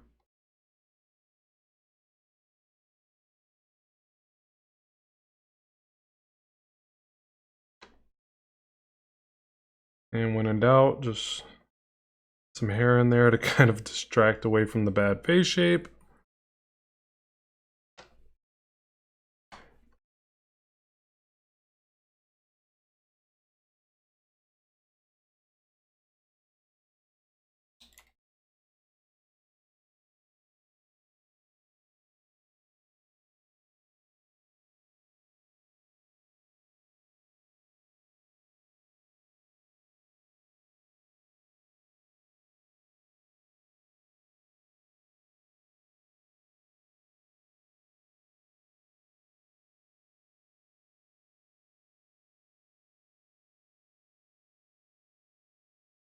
Oh, hopefully this live stream is still going. Let me check here. Okay.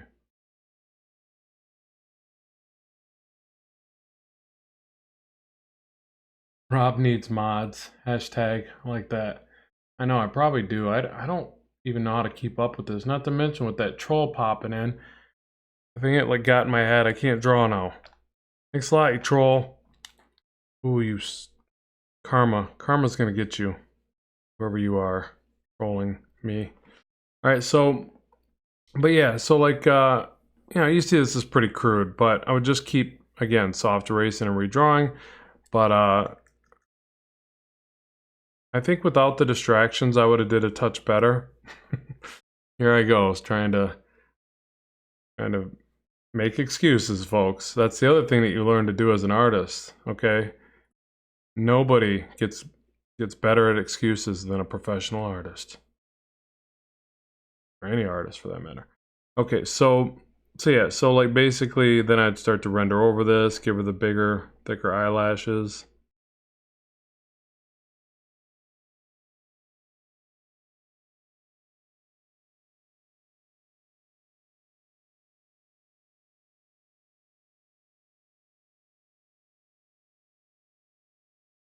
Now the other thing is if you're going for a more realistic style too, the other part that you can do right here is you draw the eyelid, you show the dimension of the eyelid.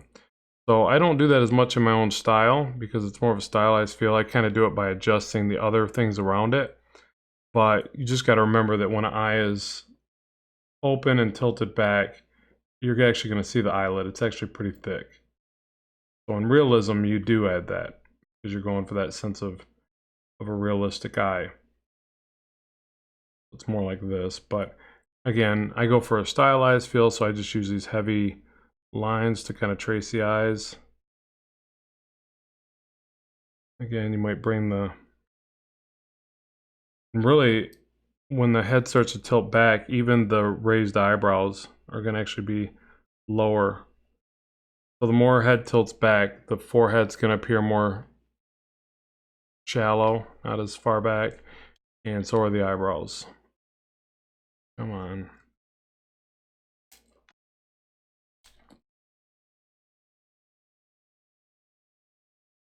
Something like this.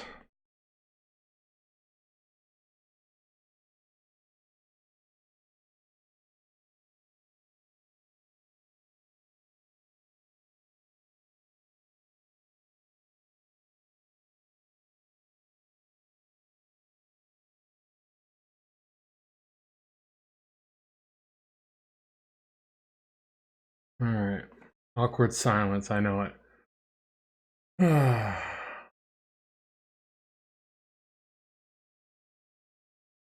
All right, Evil Eric says, Rob, I struggle leaving things imperfect that I know I'm going to fix later. Maybe it's OCD. Do you ever have this issue?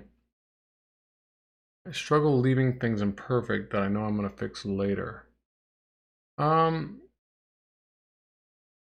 don't know. You know, it's like, if you see it as wrong and it's really hurting the artwork, you gotta go for it. I don't know if you mean you're gonna fix it later, but then you never do. But I would assume since you're saying OCD, you always end up fixing it because have a compulsion to do it or whatever, right? But yeah, I don't know. I tend to let some things slide in my work. But I guess it depends on what level of quality I'm really after for. If it's a sketch, then I let it remain a sketch. And I let imperfections lie. Like there's a lot of imperfections in my sketchbook. But when it's a piece that I'm trying to add to the portfolio and show the very best that I can do, I tend to fix more in that work. Definitely, I tend to try to fix everything I can, or definitely the really big flaws.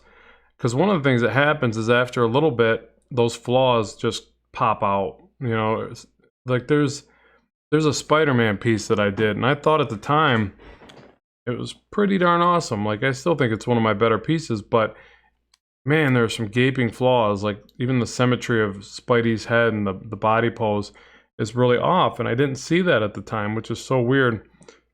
It's just one of those things as we get better and better at drawing, the things that we thought looked okay stick out like a sore thumb. And every now and then, there's things that you thought were worse than they were.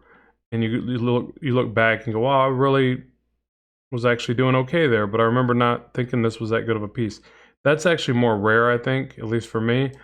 I tend to look back at my work and say, oh, wow, that's a really weird nose. Like, I feel like it looks weird right now in this girl, but I'll usually do as much as I can with my own ability to correct, and then I will, if I just can't figure out what's wrong with it, I'll just pull reference, but I try to correct it as I go, because I like to get through the piece, and then if I'm done with it, I'm done with it. Like I generally don't work on something after the first couple days. It does happen occasionally where I go back. Like there's a Batman and Catwoman piece that I'm working on. I want to go back and finish it. I'm looking at it and go, wow, that actually was heading in a good direction, but I lost energy for it. But I got to go back on that one. But most of them, I'll just put them to rest, and I won't ever go back and revisit them. So you might be very different in the way that you create, in which case, I can't really relate, I guess, but just depends on if you really go back and fix those problems. It sounded like you do, right? 3 hours of shading the upper lip. Oh, that hurts. That's not true.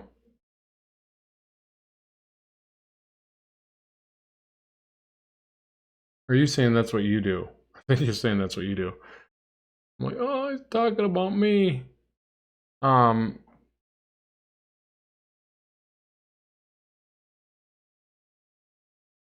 Yeah, I try to do a lot of these live streams. I mean, I'm usually like every couple weeks or something, but I'd like to do one a week. It just depends on what I can fit into my schedule. Today I had the time, my son's in school, because if not, you'd hear him in the background just wreaking havoc. So yeah, it's I'm gonna try to do more and more as I go. Yeah, good point, Tim. He says, I tend to feel comfort in finding errors in my old work. It reminds me that I'm improving. That's definitely a good thing, and that's exactly what we're all after. That's one of the reasons why I always try to tell people, like, don't think that you can't be a professional artist, a great artist. Like, I mean, just look at your old stuff. I mean, how much improvement are you really seeing? If you're like me and like almost anybody I've ever talked to, you're seeing a lot of improvement. So just focus on that and go for that. Like, see more of that improvement. Work harder, work longer hours, and if you can, and go for it. I think anybody really could be a professional artist if they put their mind to it. I mean, I know certain people are just more creatively influenced and maybe have, I don't know, some people think they have a better imagination. I think that everybody's got that imagination, but some people just don't feel like they can put it on paper. And I feel like if they really tried, they'd get a lot further than they think. And I just feel that way because I got really bad old art. I mean, even this piece, I mean, you see how bad it's looking. I mean, I have a long way to fix this, but if I really want this to be in my comic or on a cover piece, I'll just keep adjusting this. I'll eventually figure it out. I feel like art is like problem solving in a lot of ways. But will you give up? Will you say, oh, I just can't get it? I definitely could have started with the initial sketch and said, this is ugly. She's never going to look right. Her face is crooked. It's just, or I can just keep trying to correct it and ultimately settle on something. But yeah, I'm all about that process where you see yourself improving over a duration of time. It feels good. It feels like, to me, it feels almost like magical. Like, I guess that's the beauty of skill. Like, it's like when you see somebody that is really good at anything, like when a carpenter comes into your house and, you've been struggling to like do a task or something, they come right in, they knock it out, and it's like done in a fraction of the time, and it's amazing. It looks like you're like so impressed, like, dude was a magician. No, they're just good at what they do, and you're seeing the aftermath of what they've accomplished over years of hard work and figuring things out. It's not like they were naturally, they weren't 5 years old and be like, I know how to build a room. I know how to build a house already. They had to learn all that. It's a skill set. I kind of feel that way about comic art, but I know a lot of people don't agree with me. They're always like, no, you're just talented. You just gotta have talent. Like, no, you just gotta have passion. That's what it is. You just gotta want it. That's the difference. Like, kids were growing up wanting to play more sports, and I was totally content sitting inside drawing pictures. So that's what I wanted. I mean, I also wanted to be better at sports, but I just didn't do enough of it at the time. It's like I kind of found sports later in my life. Like, I didn't start playing sports heavily till I was like 12. So then I had to like compensate by playing all day long. I played basketball day and night just to get better so I could compete with my friends. because they were on another level than I was because they had been playing for so much longer. And I ultimately bridged the gap. I got pretty good. I mean, my jumper was kind of on fire. No, I'm just kidding. All right, that's a bit of my humor, folks. My jumper was average. But, I'm just saying, because I was so passionate about art, I was ahead of the game on a lot of people because I drew all the time. Like if I was sitting there, chances are I had a sketch pad by me. I mean, even when I was hanging out with buddies at the bar or something and visiting friends or whatever, I would sketch somebody's face on a napkin, give them a caricature, and they'd be, "Oh, thanks so much." Like I was always trying to impress people with my art, and it was something I latched onto. It was just part of my identity, I guess. All right, that mouth is really weird, but hopefully you get the idea that. And then another way you can enforce this, you shade the top lip. You have more of a gloss on the bottom lip, or the light's catching the bottom lip. But yeah, I'd probably just fill it in. Maybe it would distract away from the fact that my shapes are a bit off. Yeah, kind of a weird face, but that's the idea. The eyes are more opened, and I could stretch the eyes being more opened a lot more than they are. And then the face is somewhat tilted back, but it doesn't really kind of feel like that in this one. And mouth is open. So that is kind of how I do the expression.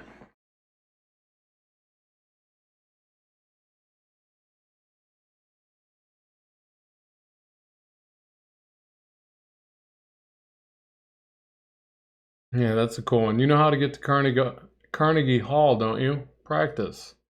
Yeah, definitely.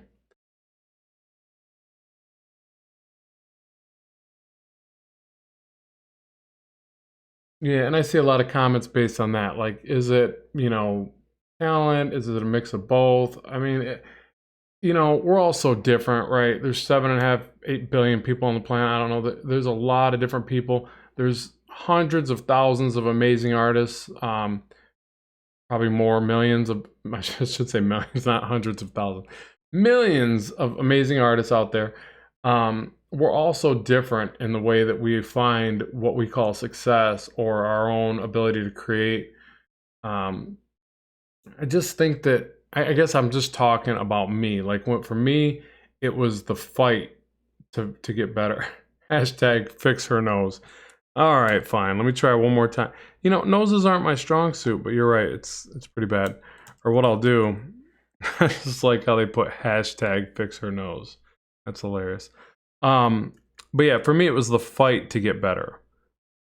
A big part of it, I gotta really give it to comics. Like for instance, when I was 15, I picked up Spider-Man #1 by Todd McFarlane, and I realized that comics were getting a lot more dynamic for the way they were illustrated, and that really piqued my interest. Like I wanted to draw comics at that point. I had seen comics before, read them. I used to collect Rom when I was real little. I don't know why, but the book Rom was one of them that I started with, and so I had already looked at comics, but it wasn't until I saw his book and then the work that got done. What was that, 90s, right? The books that got done in the 90s were just really, really just awesome. So that's what like got me to take my art to another level, because I was already drawing, but my art was very, I'd draw some cartoony stuff, and I had no concept of drawing characters like faces and bodies, and it was just like, like I'd draw like Fred Flintstone or somebody or whatever, but once I started picking up comics and getting into them, I was like, oh, I gotta up my game. I gotta learn a lot more about how to draw all these different things that go into scene creation and perspective and all that. And noses apparently is one I need to revisit. And so that's kind of why I kind of give credit to comics, because I was really like, I felt like I needed to get better if I was ever going to compete with, comic art. It was just so well done, so dynamic. I read this quote one time. It said, "Oh, so you want to be a comic artist? Well, good luck. You just picked the most, how'd it go? Goodness, I'm gonna slaughter it. It says, good luck, you've just picked the hardest art profession to be part of, or something to that extent. And it was some big name comic guy that said it, and I know I'm slaughtering it.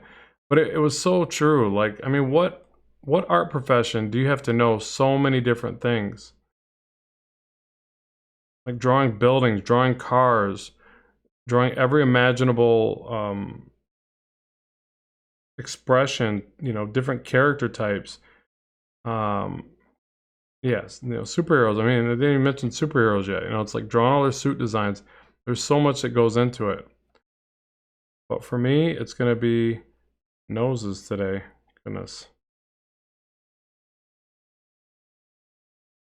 But I will keep drawing the stupid nose until I figure it out. I should just pull reference. I could just trace a nose and be done with this.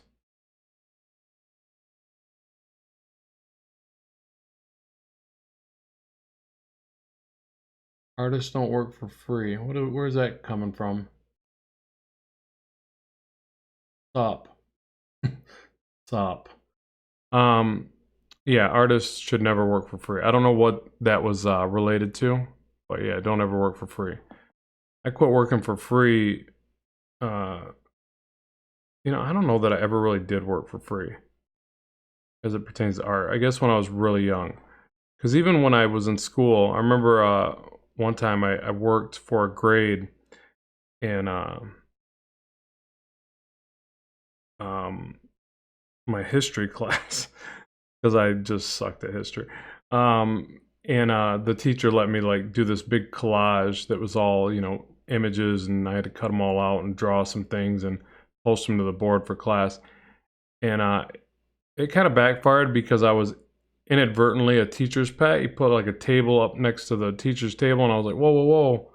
I wasn't expecting all this. And but it got me the grade, so I did that for like a semester. I don't even know if it was a semester, month or something, but yeah, I did the teacher's pet thing, and I was drawing the little pictures and posting up on the board while everybody else is having to turn in work on history. Which, you know, my only good topics in school were art and gym. Yeah, I wasn't the best student. I take that back. I was good at math. Math, algebra, stuff like that. I always seemed to excel at mathematics, but that was about it. I'm giving up on this nose, folks. I know it's not perfect. It looks weird, but I bet with some color, it'd be fine. That is a really bad nose. So yeah, how about this? There's this little button that fixes bad artwork. It's called delete. What do you think of that one? So yeah, I better bring this one to a close. I'm running out. I need some grub. So there's our topic. Originally what it was all about is doing some cross hatching and some shading. And it somehow went to 3 hours and 23 minutes. This is a record as my longest live stream. No, don't give up the hashtag fix her nose. You guys could not have been enjoying me struggling trying to draw that nose. That's not even, if you are, that's not fair. You probably also enjoy things like burning ants with magnifying glasses. But yeah, I hope that you guys gained some insight from this. I really enjoyed this. I have to go. I'll miss you. And goodbye. No, I really appreciate everybody supporting the live stream and the channel. It's awesome. You guys rock. Please share some videos. Keep this channel growing. I'd really appreciate it. And also make sure to comment. This video will go live after it processes. And you know, jump back, comment, let others know what you liked about the video. Timestamp something that you thought was good or bad or whatever. Yeah, let's get this channel moving and growing and keep it going. And I really appreciate you. So as always, keep drawing, keep having fun, and I will talk to you soon.